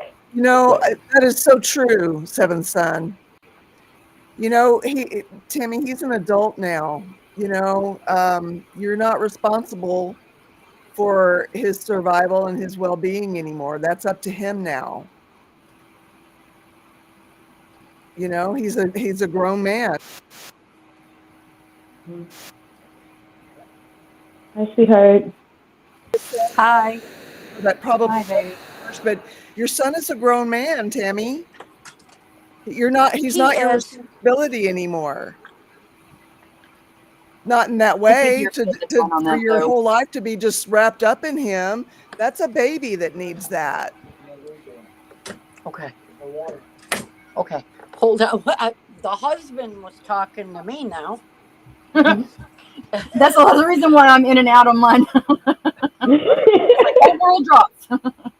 Well, we have a washing machine issue, so yeah. Okay. I'm upstairs in my room because our other son's down there too, so yes. I know he's grown. I Yeah. do. Yeah. But then it's like up and down, It's like I wait for the next, whatever you want to call it, just to crash. Yeah. I totally can relate to that, girl. Yeah.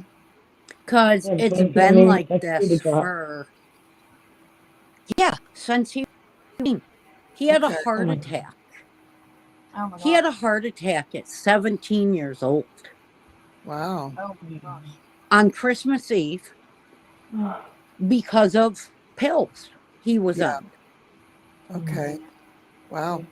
And now it's like he's drinking and he's drinking and he's drinking, and we know that. And he'll call, like he had messaged me, and I had said to him, do you need socks or whatever for wherever you are?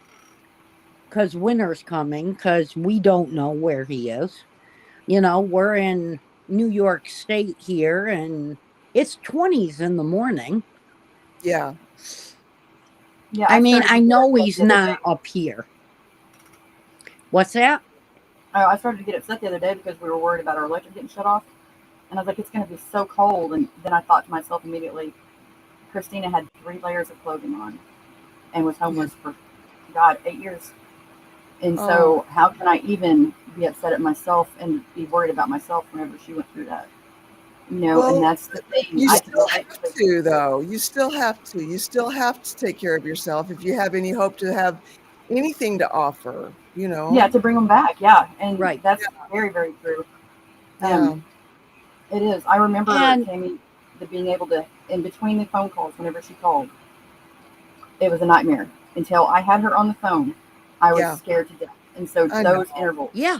I know. And you sleep with the phone right next to you. Yeah. Can't come nowhere And because if you do, you're going to miss a call. yeah, my phone is literally glued to me. Yeah. I mean, the last conversation we actually had talking, he first step, he believe it or not, he did it. He's like, I know I have a problem. But then he's talking about what he wants us to do when he dies. Oh. Oh. Oh. So he's gotten to the point where he's thinking that. Yeah, and I'm like, I'll call him Jay. I'm like, Jay, we can help you. Get you into somewhere. I said, I have now connected with some great people. that possibly could help with resources, whatever. Figure out wherever you are. Because last time we knew, he was in Kentucky somewhere. But then the last time he messaged us, he said he was on a bus. And I'm like, okay. And then he's like, well, I'm going to be at a Walmart.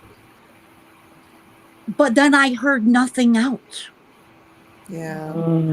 That's Mhm. I haven't heard anything for 3 weeks. You still haven't But- heard back from him since then? Huh? No. Yeah. You know, And I would I go sent- all out crazy whenever she wouldn't talk to me for a while, and I would message and try to get a hold of her, and she wouldn't. She'd just go ghost on me. And I would have to go back crap crazy mama bear and go on her social media and say, look, all of y'all are going to be under investigation. I don't even care if you don't make sure that she gets a hold of me. I mean, I went crazy, and they all knew. Crazy mama, we're 600 miles away, but by God. But that doesn't always answer it. When he was in New Orleans, we did a welfare check. And upset with us because we did a welfare check. If you check in with us, we wouldn't have to do that. Exactly. Have you talked to him? Have you heard about the Life 360 thing? The what? It's called Life 360. And if anything happens, like if, God forbid, anybody were to get into a car accident or something, or there was some kind of issue, it basically, like when my youngest goes, she travels all across the country and with her job. And when she goes somewhere, I can tell exactly, like I can see her little car driving on the map. And so I know where she's at if something were to happen. And Christine and I had talked about doing it, but we didn't get to that point. That's true. But that might be true. See, I don't That know. makes you crazy. Yeah, I get that. I don't know if he would do that. Does he have to know? Yeah, he would have to know. He would have to sign up for it. Yeah, in see, that But case, just tell him like this: if I know that you're okay, then I know that you're okay. I'm not going to be sending out all these people looking for you because I know. And you've got to look out for me like you want me to look out for you. You've got to look out for me and my heart going through what I'm going through because I'm your mom and I love you. You've got to look out for me too. And maybe and my tell him that. husband is just my husband's shut down. He don't talk about it. Unless I bring something up. So this Live doesn't talk about 360 is an app, but how do you connect it to somebody that's just out there? And they have to connect it, and it's on their cell phone. If they like wherever they go, it's got the locator on it. So they have to have their. And I'm bad myself about the location on my phone. I don't like to have it on. But if it comes to having mom go mama bear mode, and them having to deal with everybody that they know having to deal with the responsibility of that, versus just letting mom know that I'm okay. Yeah. I mean, my girls, they were up for it. And so it might be something that he might consider just to save him from having the fallback of everybody having to suffer for mom to do a life check. Who knows where he could be now? He jumps freight trains. We have Live 360 on our phones, and it is so helpful because it tells you exactly the location of where someone is, how long they've been there, where they came from before. Like it's a good But app. you have to have the phone number and all that because You we have don't to even have his phone number. He only No, you have to install the app from your phone. So he would have to install it. Like I can send you a link to it. Okay. But he would have to install it on his end on his phone. Yeah.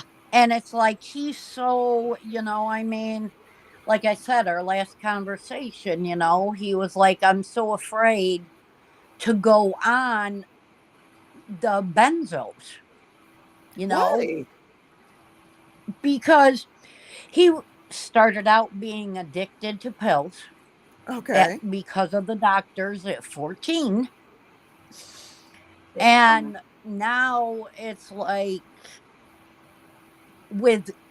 for him to stop drinking, okay? Okay. He would die. Yeah, He would what? without he would need to medication. have Oh help yeah, with withdrawals. right. That's Yes, okay. because we've seen it before, and he's even said, he goes, I have to have drinks. I'm trying to cut down, but the more I try to cut down, the sicker I get. Yeah. Okay. You know, Mama's getting education on this to help, and you're learning the different things and the different people that can help, the different routes to go through. You're learning the experience of it from others, and you're able to help I him now. am, you know, Mhm. the lifeboat literally has been just that, a lifeboat. Yes. Yes. Because I've learned there's medicines that he can take, Yes. Right. you know, and stuff to help him. You Yeah. know, I mean, unfortunately, our centers here, our treatment facilities here in New York State are not the best. Our Oh, they're daughter horrible facilities. actually Mm. Probably a works, lot of states can claim that. yeah, our Yeah. daughter actually works at one. Okay. And Well, this that's good. So place has, she ought to be hooked up with all kinds of good resources then. well, she said that hers is a 90-day where she Okay. works. But Okay. at this point with him, he's even agreed he needs a long-term care dual diagnosis Mhm. Okay. Well, facility. there are facilities like that, and it's just we just need to come together and find one that would be feasible for you guys as a family to work this recovery for him together. I mean, we need a scholarship because he gets state insurance. I will look on my end. I'll get with you after this, and I will look on my end because I've got some resource like listings and things that I can look through, and we Mm-hmm. will see on our end what we can do. But then once we've Yep. got that in mind, And we in the still have to be able to meantime, get him to realize that you understand you're working with him and you're not going to be Well, anything any kind of way. He needs to know that. right, I said it before on here. One point he said I had talked to Quiet Girl Karen, Mhm. and I had let her know. I'm like, well, he already said that if I didn't stop talking to him about treatment and getting better, he was going to cut me off altogether. He was just going to block us. Our children, oi. And well, in the meantime, are you going to be able to take care of you? Because that is a good thing that you can do. That is something that you do have control over. That's exactly I right. am, you know, but I mean, and maybe Christy can understand this. Like I said in the things, I am struggling with some depression, but I Yes. also have, and I've never said this before on here, I also have anorexia nervosa. So when my life in my whatever you want to call it, Christy is shaking her head. Yeah, I get it. Um, I find myself not eating. Okay. That's your Yeah. coping mechanism. Yeah. Yeah. That's how mine was when it So, spiraled out of yeah, control. you need to- what tools can she get? Can Tammy Well, I'm get access talking to? with my therapist Okay, good. and stuff, and basically right now what it is, no matter if I'm hungry or not, because at this point my brain's telling me I'm not hungry, Right. Okay. but my body and my brain are fighting against each other. Yeah. Okay. So my brain's saying, oh, you're not hungry, Hmm. so I'm not Mm, eating, but Right. then I still have to eat. Yeah. So even right now at this point, if I eat, because I've gained a little weight, you know, menopause, but It's great.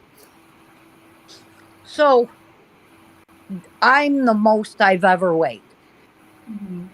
I'm used to weighing anywhere between 140 and at my lowest, I think what was I, 25? I was 92 pounds. Mhm. Mhm. That's when I was very ill. I mean, horribly ill. But Right. so with that, what she had said was whether your stomach feels you're hungry or not, Mhm. you need to eat. Mhm. No matter what you get, That's right. put it in your mouth and eat it. Mhm. So So I let me basically, okay, No, go ahead. So you go basically go on. ahead and finish. No, I was going to say, are you afraid of food at this point, or are you just not hungry? I just don't feel hungry. Okay. And it's like when I do eat, it's almost like I feel like I want to throw up. Oh, Okay. So there's a reason for that. Let me address plant freak first, and I'm going to come back to you. When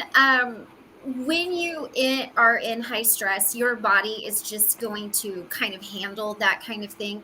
Um, so it is a thing if you're in high stress, to not be hungry. Um, that can just be a body's response. And as long as you're aware of that and you continue to yeah. eat, you're fine. So I hope that answers your question. Now, Tammy, um,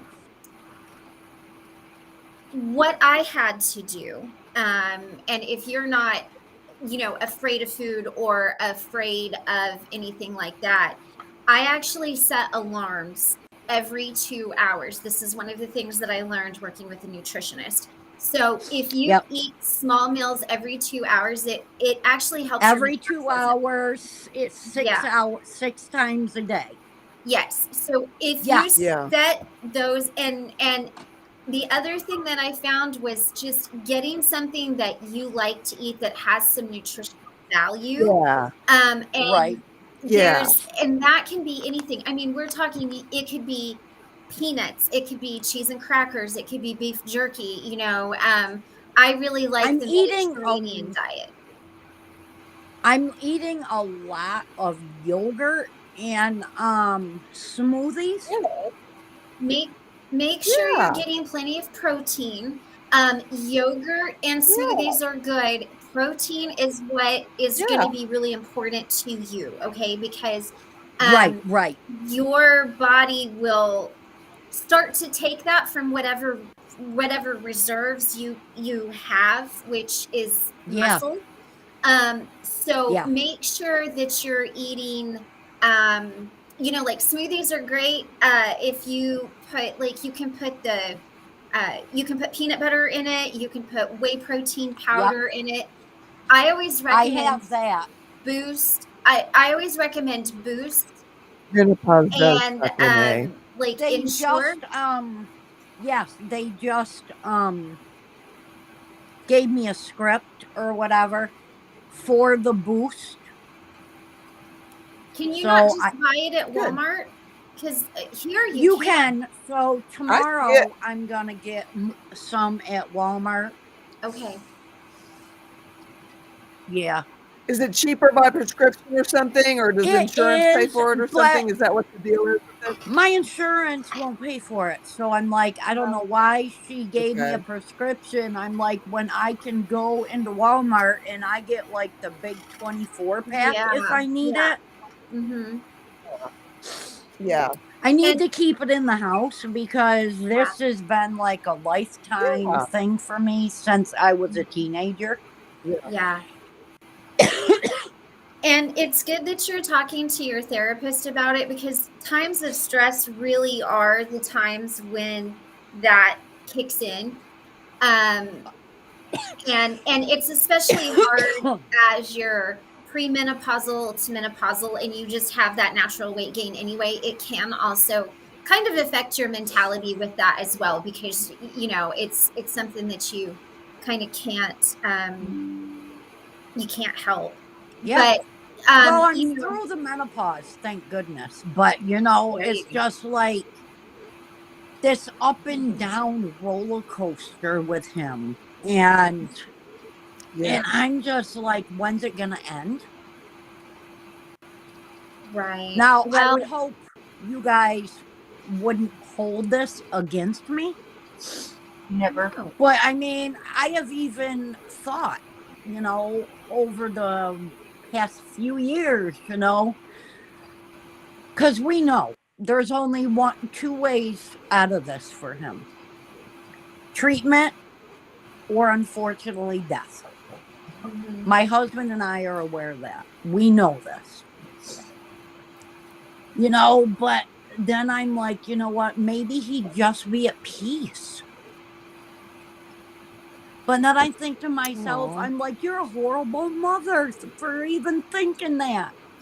Tammy, It's I've thought the natural. same thing. It's kind of natural for the mind to go there. That doesn't make you a No. bad mom. I've thought the I same. mean, It mine, just, I mean, higher power, whatever you guys want to call them, Mhm. you know, for me, I call my higher power God. Mhm.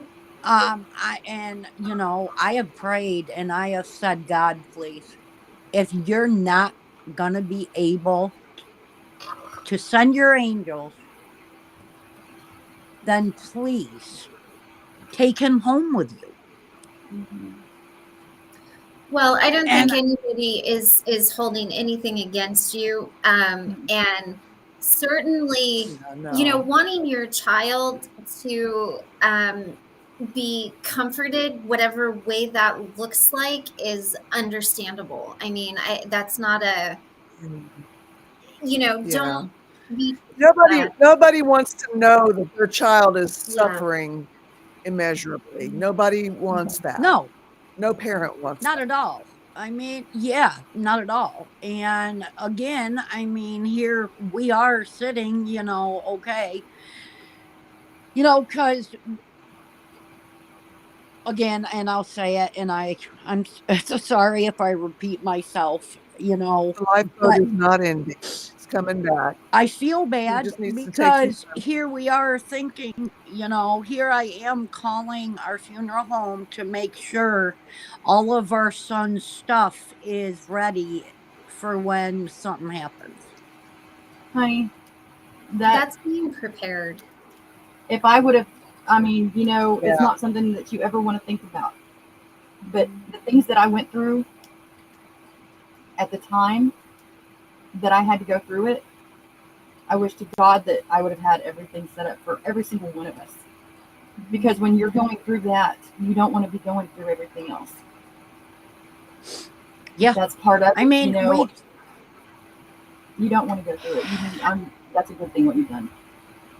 I mean, his friends, they were like brothers. They grew up together.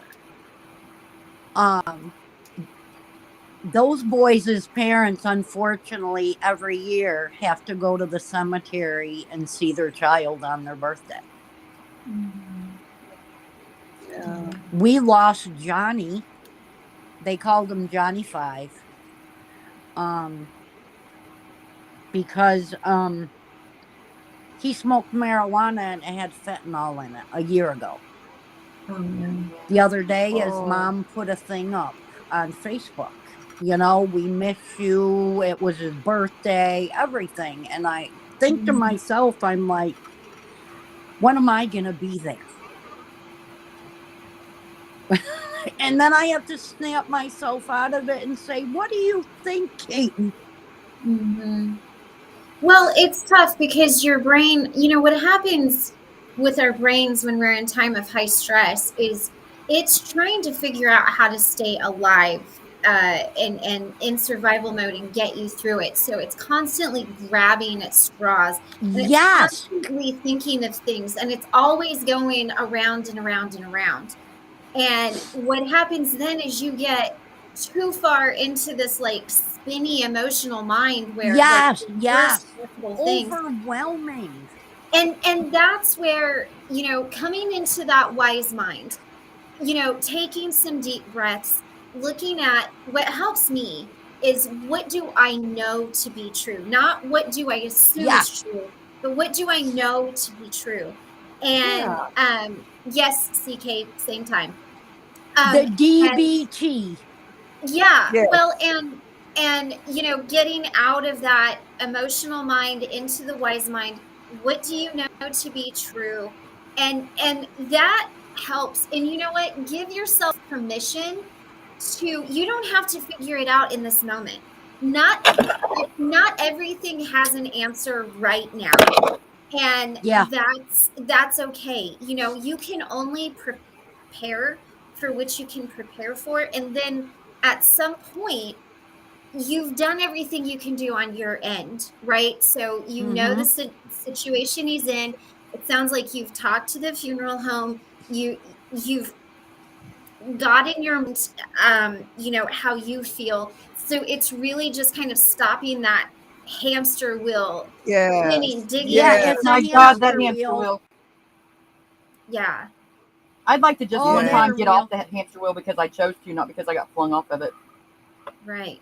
Yeah, well, I Oh need my to God. get off of it because Mhm. Yeah. Well, I'm okay. I'll hear from him and mhm, things will calm down.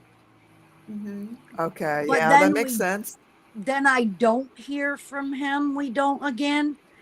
Mhm. And we Yep. get in that mindset. I do again. Mhm.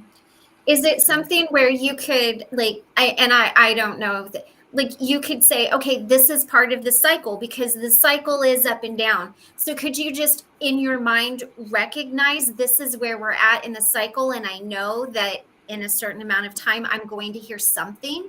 Like, would that be a comforting thing to you? Because you heard from him, he's gonna, kind of disappear for a while, and you will hear something. So would that be more comforting to you, or would that stress you out more? I wonder. I don't know. In my mind, I'm just like, honestly, I'm like, I don't know. Because Mhm. it's a roller coaster constantly. Yeah. And I You know, think it's I, important to give yourself permission to get off the roller coaster. Yeah. You're on someone else's roller coaster, and you That's don't yeah, right. have to stay there. Like, you have That's right. the power to step on. Now, it doesn't mean that you turn your back and run screaming and yelling the other way, but you have the Yeah. permission and you have the right Yes. to step off of it, and you can stand back and look. And it's a hard thing to do with Yeah. kids. I've had to It do is it. hard. It is hard. I There's nobody gonna say it's Oh easy. yeah, and I've had to do it with my own. And so it's not like we I'm have coming from a boundaries. place. Yeah. We Good. do Yeah. have boundaries, and he knows them. Good. He is not allowed to come to our home or anything like that. We Right. will not give him any money. Mhm. If he does need clothing, we don't have a problem with that. All he Sure. has to do is let us know what store. But how we do it is we will purchase it, Yeah, there you go. but he cannot get the receipts Yeah. to be able to Uh, take it back. Yeah. yeah. Yeah. Yeah. We've offered, hey, where's the restaurant you can go to get a meal? Mhm. Let us know. We'll call and we'll pay for it. Mhm. So let me ask you this. Tammy, what else do you feel you should be doing? Because it sounds to me like you're doing everything you can do. Do you feel like there's something else you should be doing, or do you also feel like you're doing everything you can do? I'm feeling that we've done everything I can do. But at the Mhm. same time, in my mind, I'm just like, okay, is there something else I can do? Okay. So how do Maybe you Misha can understand that. yeah. Yeah. Absolutely. How does it make you feel to know that you've done everything you can do? How do you feel about that statement? I feel guilty. Why? I feel like I haven't done, maybe I'm missing something and I haven't done enough. Realistically, like if you were in your wise mind, do you feel like you've truly missed something? I mean, it sounds like you've offered to get him clothes, you've offered to pay his, his meals, you've made arrangements, you've checked on him, you've looked for him. Like no, say you're right. Realistically, What else could we you have do? done everything possible but Mhm. jumping off a bridge on our own. Right. Right. Right. Okay. I mean, we have Okay. jumped through hoops. We have driven for hours, Mm-hmm. to a hospital because he's been injured. We have spent hours in a hospital. We have gone to jails to see him. I mean, Mm-hmm. Mm-hmm. Yeah. yeah, Mm-hmm. realistically, we have done absolutely everything possible. Mm-hmm. Good. Okay. Well, and You just answered there's your own question. nothing, there's nothing more that can be asked of you. Like That's right. literally, you Except have for literally what Christy said about forgiving yourself and giving, or not forgiving, but giving yourself the permission. That is, Yeah. that really meant a lot to me just now. We have to give Yeah. ourselves the permission because as mothers, they're born Mhm. with us See, saying we're and going to protect them forever. And so when they're out on their own, this parenting thing, everybody says that it gets easier when they're grown up, but it is not at all what they advertise in the dang brochures. It is Yeah. so much Yeah. harder because then we don't have them in our arms and under our roofs. We have them out in the world, and the world's scary. Right. And so we think there's Yeah. something that Yeah. we're missing as a mom. There's something that I can do. I just don't know what it is. And blaming ourselves for not being able to find that. But Tammy, one of the things about it right now is you have found that. You have found a place that can help you with this, that loves you, that loves your son, and that wants to help all of you guys. And you've got to give yourself the permission to not have to look at all that's out there because nobody will have the answer except for him and God Yeah. or, whoever, you're Yeah. yeah. doing what you can do and don't drive yourself crazy like I did.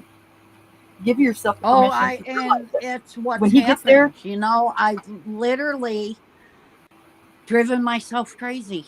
I mean, our older kids, because he's the baby of the family, Mhm. our older kids are just like, Mom, why?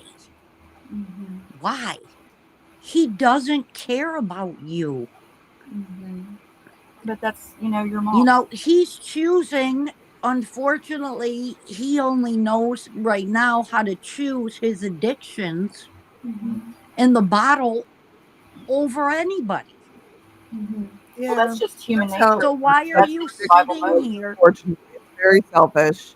Mhm. Yeah. Yeah, yeah. Very me-centered. Yeah. Oh, But I have to interject on that narcissistic. one It's because Mhm. okay. when you're out in that world, part of it, you're just trying to survive. So you're not able to think about your family. You're True. not able to think about anything except for just you're waking up that day, thank God, and how are you going to survive that day? And so your That's true. priorities Yeah. change. And when you're deep in your That's addiction and deep in your alcoholism and deep in all of that, it's so easy to fall in that well. You're not being selfish in your mind. You're not wanting to be. right. You're just That's trying so to true. help That's so human true. beings. And yeah, you're right. You're And right. so, Yeah, that is I true. mean, Yeah. that's the thing, is to be able to understand that and to come at them, because when you're in that world, you can't get out of it.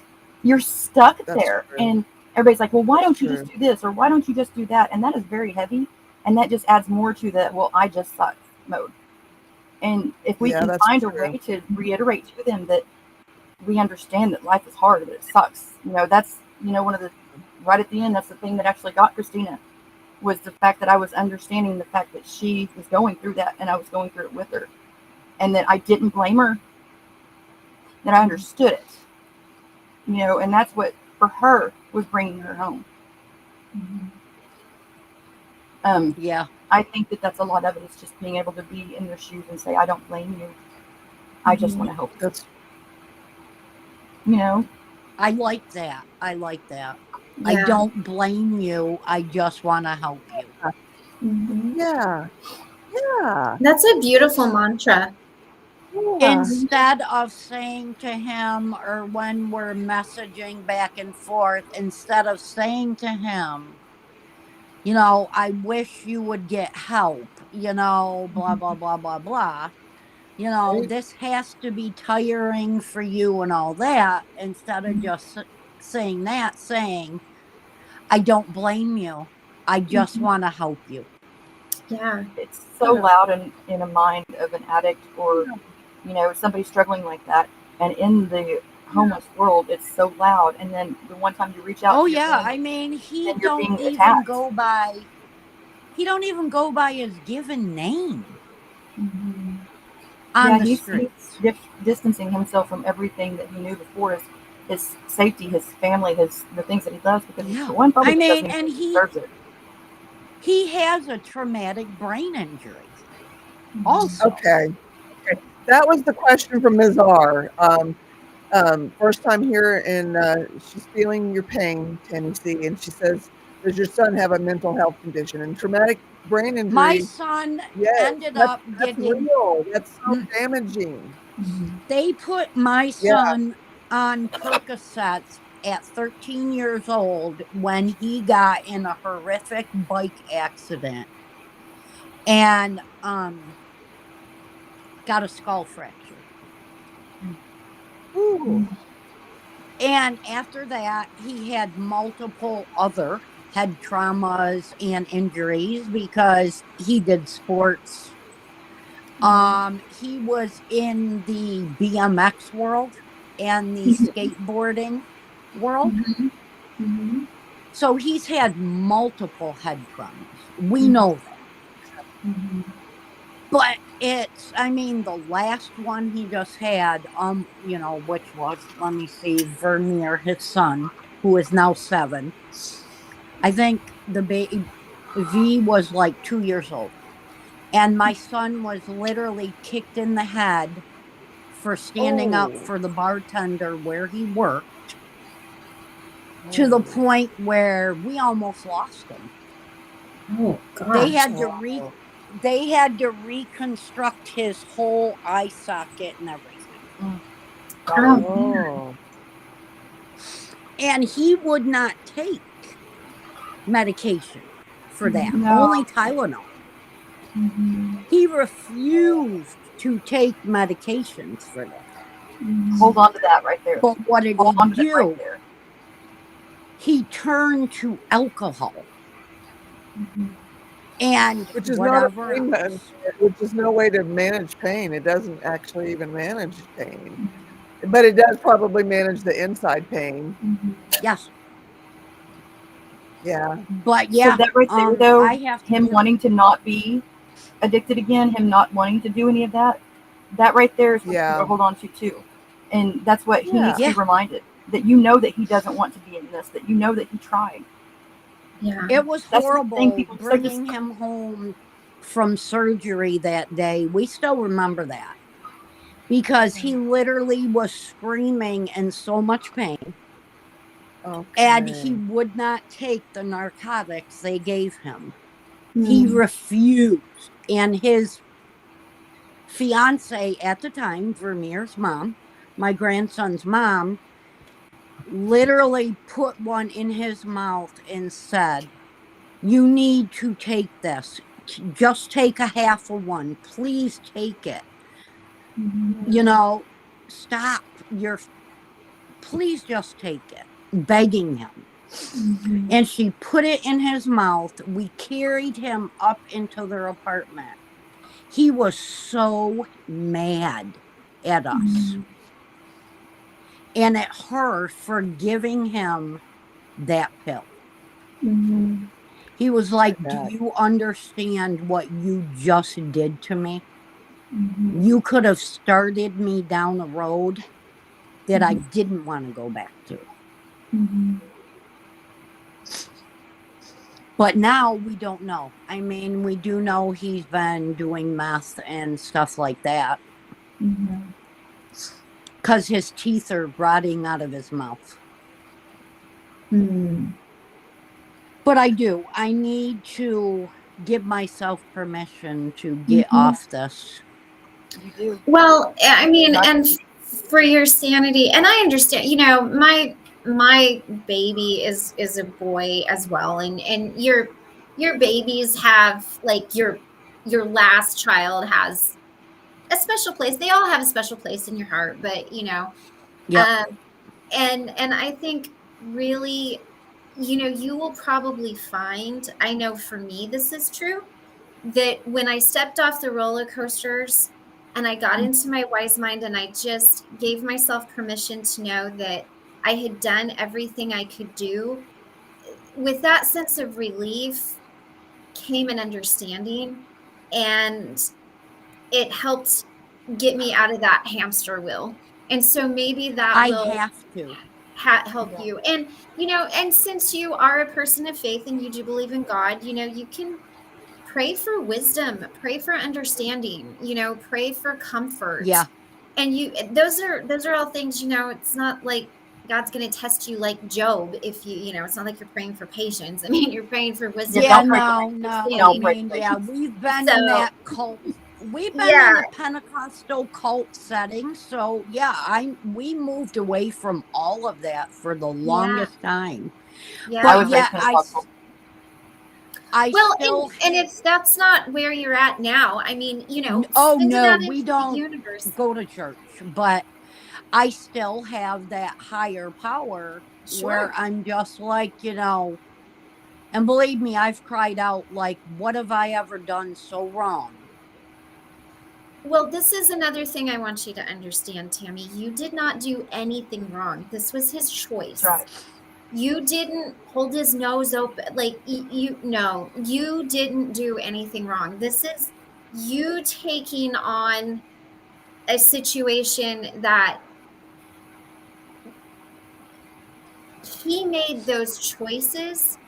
Yes, And maybe that's something for you to journal on, is reconciling that, because you didn't do anything. This is not a punishment because you're a bad parent.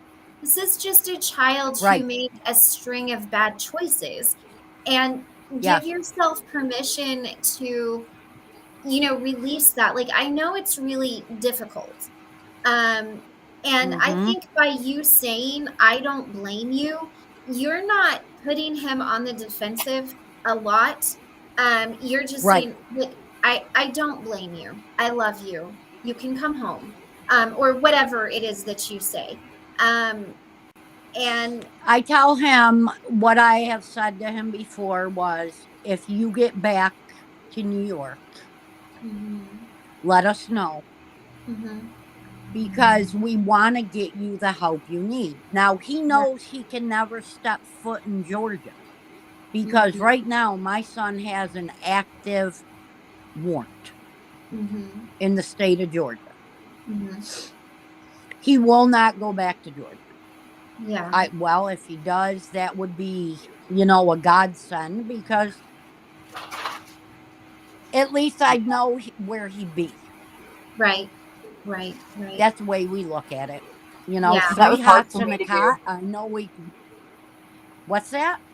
That was hard for me to Me? do whenever I finally got to the point that I had started calling the jails and just being like, you guys see her, you come into contact with her, I can see the records. Why don't you guys take her to jail? Because that's what she needed, I and I did never that. thought that I would want that for my kid. But I They prayed for told, her for that. unless he's doing something wrong or blah blah blah blah blah, we can't do anything. Oh, believe me, I've done it. I mean, I called actually today our police department here because they know us very well, mhm, from when he was here and stuff. mhm. And I said, have you guys seen anything in the computers, anything? And the chief is like, let me look for you again, Tammy. It's been a month. There may be something in there. Mhm, They know me by my first name. mhm, I call Kentucky because that's the last time we knew. mhm, I'll call New Orleans, but then I'm like, okay, you got to stop. I tell mhm, Yeah, myself this: you're putting yourself, I'm setting myself up yeah. for disappointment.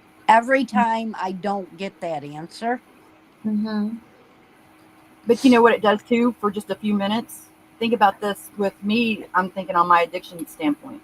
I get that little bit of hope, that little bit of dopamine, that little bit of dopamine when I call and they put me on Yeah. hold. It's like there's a chance something could be. And it just, I don't know, it gives me just that little bit. Even though I'm crushed and I know, and it's taken back right back immediately, I still for that moment would get that little bit of a hit of knowing that there's a chance that something, you know. I had driven Yeah. myself crazy looking at all the Jane Does in every state that I knew that she had been in. That was Oh, part wow. of my ritual. Yes. And it was Yes. enough, that right Every there drove month. me nuts. The Every in-between phone month. calls, yeah, the in-between phone calls, it was every scary movie, every date line, every 48 hours, every bad thing you see on TV would replay on loop in my head until she called me again. Yeah. And I that look drove me and nuts. It made it to where that when she did call me, you I couldn't guys, do it then. I couldn't think enough. I wasn't in my will mind, you know, yeah, my wide I mind. find myself Right. now, you know, and you probably know me, Misha. You've probably done it. I find myself now watching YouTube, these YouTubers that are out there going around feeding homeless people. Girl, yes. Yeah, AML, and I that's like my watch heart right there. these Do you know every what? day. Actually, I found a bunch of places that go and they roll around the hoods. And I Yeah. got to where, but I only did that after the fact. And I really wish that I would have done it more because it didn't put me, I know what it was like whenever I was homeless, but I also was in the same areas that I grew up in. And things are just different here. Like there's a loyalty here that you don't have everywhere. You know, there's just, it's different. And there, I mean, she I was in live Baton in a Rouge in New Orleans. And just I being live able to in a put myself, small city. Where we are, it's like even today, because when I had spoke with our police department, I had come out and asked them, I said, could you guys let me know if there are any homeless in the area? You know, I said, because I have socks and stuff that I've been getting that I would like to go yes, out and give them, Mm-hmm. or even give them a cup of coffee or something. And they're like, that's well, we get a few here and there, but not a lot. Well, I live in a rural area. So we don't see that like you would in Rochester, New York, or Buffalo, or Elmira. Right. You Well, know, I think I that mean, me seeing it the way that I did on the Hood Streets, and believe it or not, I actually saw about a 2-second clip of my daughter in one of those videos.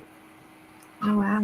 I How did crazy is in New that? Orleans when he was in New Orleans. I That's seen where mine him was. with the hurricane going through. Now, do you two have each other's contact information? Hmm. No. We You got each guys, other on Facebook. I'm Brad and Mish. are you Oh friends yeah. on Facebook? I think you guys have like such similar stories and you seem to be so helpful to each other. Like, it's beautiful. Like, I just wanted to make sure you could connect outside of here if you needed to. That's what this whole thing is beautiful, and that is the only way that I've survived is because of this. Yeah. I mean, This is a beautiful thing, you know. I mean, yeah. and it helps to know that there are other people that have gone Mhm. through some of the things you have gone through. Right, right. It Like makes with you you, not feel Christy, alone. Yeah. you've gone through the eating Mhm. disorder like I have. Mhm. And when I look at you and you have that smile on your face and you come on here and you just inspire everybody, Oh, she is such a bright I'm light. just like, You. oh my gosh. And then we have Carol or Misha, you know, and I'm just like, and even Tommy, you know, to see Mhm. Tommy and Steve and, you Oh know, my, in recovery. And I'm like, you know what? I want that for him. Right, right, And right. I have been distancing myself. Yes, you guys haven't seen me around because I'm isolating. I Because Mhm. do I'm that too. like, why do I want to go on there when I'm just not feeling myself? What do I have to offer anybody? right now. Well, Girl. you don't have to offer anybody anything. You can receive it. And then one day, when you are in a good place and you have something to offer, you'll offer it to the right person at the right time. But it's not about having something to offer always. I mean, my own family thinks I'm crazy. Right? They're like, well, my extended family, they're just like, you need to just let him be him and whatever, don't talk to him, don't do nothing, blah, blah, blah. When he calls, just block him, Easy yada, to yada. And say, I'm like, hard to do. Easy to say, hard to I'm do. like, Yeah. Exactly. unless you have gone through this, Yep. Yeah. you can't speak on it. That's right. Right. True. If it I mean, you was can, but you're your not going to know what child, you're talking I about. It's never apologize. the same. I was trying to speak to it, and I apologize, Tammy. I don't know what the hell I'm talking about, and I apologize. no. Oh, that's different. Oh, no. Yes, you do. Yes, you do, Carol, because you're in recovery. Well, that's And true. I have learned so much about the mind Right on. of somebody who is in recovery, but also what is going on in my son's head. Okay. Respect. What is that world that he looks at as the safe world for him Right. Yeah. in And his Tammy, mind? something too that I would like to touch on what you said about the going and trying to offer for the homeless. Instead of me killing myself looking at the Jane Does everywhere, instead of me watching videos, and instead of me going back in all my pictures and looking back at my past and what I could have done wrong, done right, instead of what I did wrong, instead of doing all that, I could have been better prepared to help her if I would have done stuff that was therapeutic and helpful. I couldn't do it for her in her area because she was in, Baton Rouge and everywhere, 600 miles away from me. But there's so many homeless here. And if I would have been putting my efforts towards helping that, then I would have felt so much better and been more of a clear mind. And so I think a lot of it is just the things that we're doing. Are they beneficial or are they hurting us? And what can we do to change that around and use our time more wisely? Yeah. That's Yeah. really powerful because you're helping someone else's child, and you would just hope that someone else would be helping yours. Yours. Exactly. I think that's Yes. beautiful. We So have we- a friend that is in the one city, which is only about 45 minutes from here. He's a DJ, but he volunteers at the homeless shelters and stuff like that, and does those things, and at rehabilitation centers, because unfortunately his wife lost her life when his boys were very little to addiction, and so he gives back. So my task that I have written down is to get a hold of him this week and say, hey, can we somehow meet up? I have this stuff here, because he knows where they all are. I mean, they have signs that they fly, which my son has said it, flying a sign, which I don't know if Misha has heard her daughter say that before. They fly a sign. Anything will help, blah, blah, blah, blah, blah. I've never heard her say it, but they have, like, I've done the research on it, and they have their own language, their own, like, sign language. They put different markings on different areas for, like, safe houses, or don't go near that house because they're just, they have that language. There's an actual printout that you can get that tells you all the different language of what they say. And it helps them. It helps them immensely, but it would help us too if we were to educate ourselves on that. And I think a lot of, with the homeless issues right now, there's so many people telling them what they could do, what they should do, and they don't know or not whether or not that person's done any of that. A lot of the stuff that people tell you to do, you've already done 10 times, and it's not worked. It's repeating the same thing over and over again, expecting different results, which is what everybody tells us we shouldn't do. Yeah. So if we look at it like that and just look at it with a loving heart, and we're all different recipes. I have these different qualities. You have these different qualities. We have these weaknesses, and if we come together, there's no specific recipe for rehabilitation, for recovery. nobody has the same way of doing it, but we can learn the different things from each other that work for them. And then we Yes, can try it see, out and if that I works. want Right? to learn. I want to learn so much on all of this. Yeah. Well, that's what we're You doing. know, And that's you're I helping your mean, son. Well, and I think the maybe mindset. this, maybe what we should do to end the session this evening is Yes, do like a little breathing and a little meditation to send out love to the people that yes, are looking for it and needing it, and that's everybody, because everybody is somebody's child. And right. yes. I think maybe that would be like a nice, healthy, soothing way to end the meeting. What do you guys think? I think it sounds I perfect. I would like to add one more agree. thing though. All right. Well, There I'm is not a sure. guy. There's a guy that has a channel, Christy. It's called AML, and he Oh, goes I around. love mail. I Yes, love that's how we connected, Malcolm. Tammy. Yeah. It Well, is, yes. yeah, yeah. and he right now. I know you know this, but he Yes. is 44 years old and just recently had a heart attack. Oh gosh. And they're He going to have to put my go and do. son's pictures up on his Yeah. channel. Yeah, he is a great helper for all people that are in that world, and he's just a great shining light. And I would like to Oh, add, while we have our compassion. meditation, if we can Mhm. just kind of in our thoughts, prayer or whatever works for whoever, just to have him lifted up as well. I think Yeah. I'm a firm believer that if two or more people join together, and so if we Yeah. could just his name is Malcolm, and he goes by Mal. If we Yep. can just lift him up in some way, however we feel possible. I Yeah. think Yeah. And Misha, if you and I can connect, through Facebook and stuff, Mhm. Messenger, maybe you have some things that you've done or that have helped you that maybe we can talk about, because I'll take anything at this point. Yeah. I would love to. I would absolutely love it.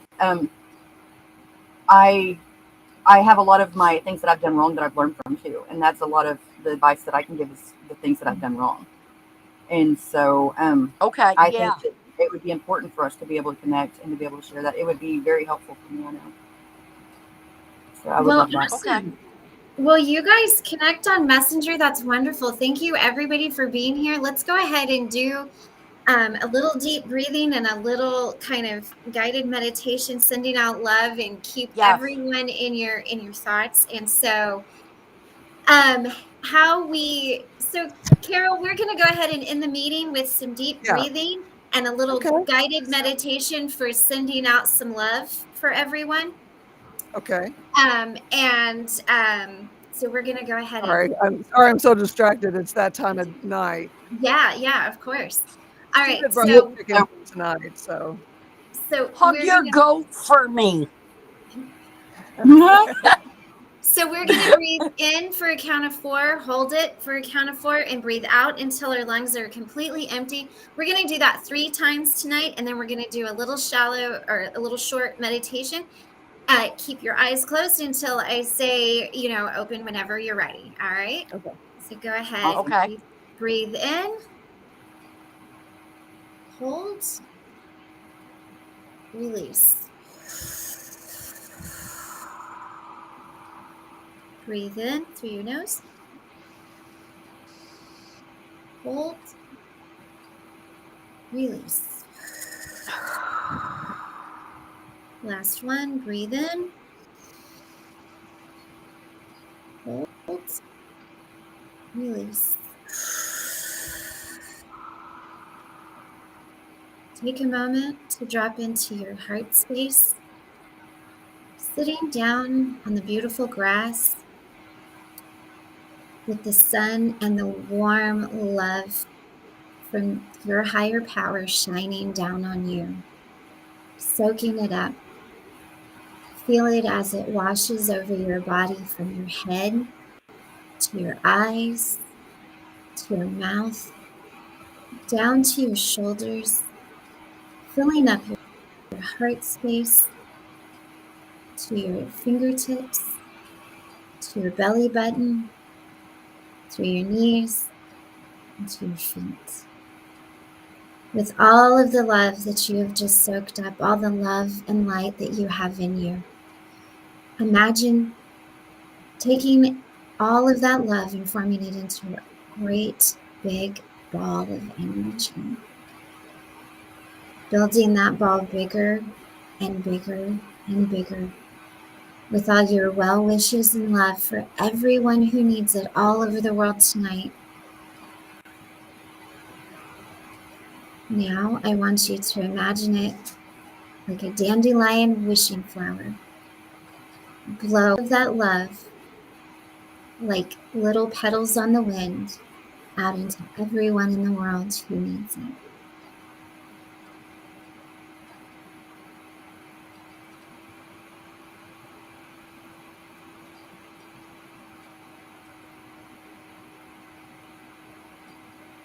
Feel all of that love returning to you to feel your heart space up. Again, letting the warm, wonderful light of love wash over your entire body.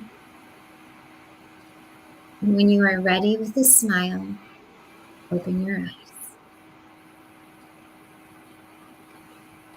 I love that. I love you guys. You guys are my new family. Yeah. Christy, All right. you're my little sister. Christy. Let me see. Carol, you're my sister. Mish, you're my sister. All you guys are my family. There you go. Well, you guys have a Every one of y'all are stuck with me. Absolutely. Well, you guys have a good night. Carol, go take care of your animals, and we will see you all. Please do. Don't forget to like, subscribe, share, drop a post in Lifeboat to get people over here while the Lifeboat is on hiatus. We will see you all tomorrow. I've had a meeting. Go for me. Bye. Hurrah! We had a meeting too. Hurrah. Bye, you guys. Love y'all. Love you. Thank you guys for being here. Thank you for having us. Yeah. Yeah, it's been You good. have done something really powerful here too. We're grateful to you.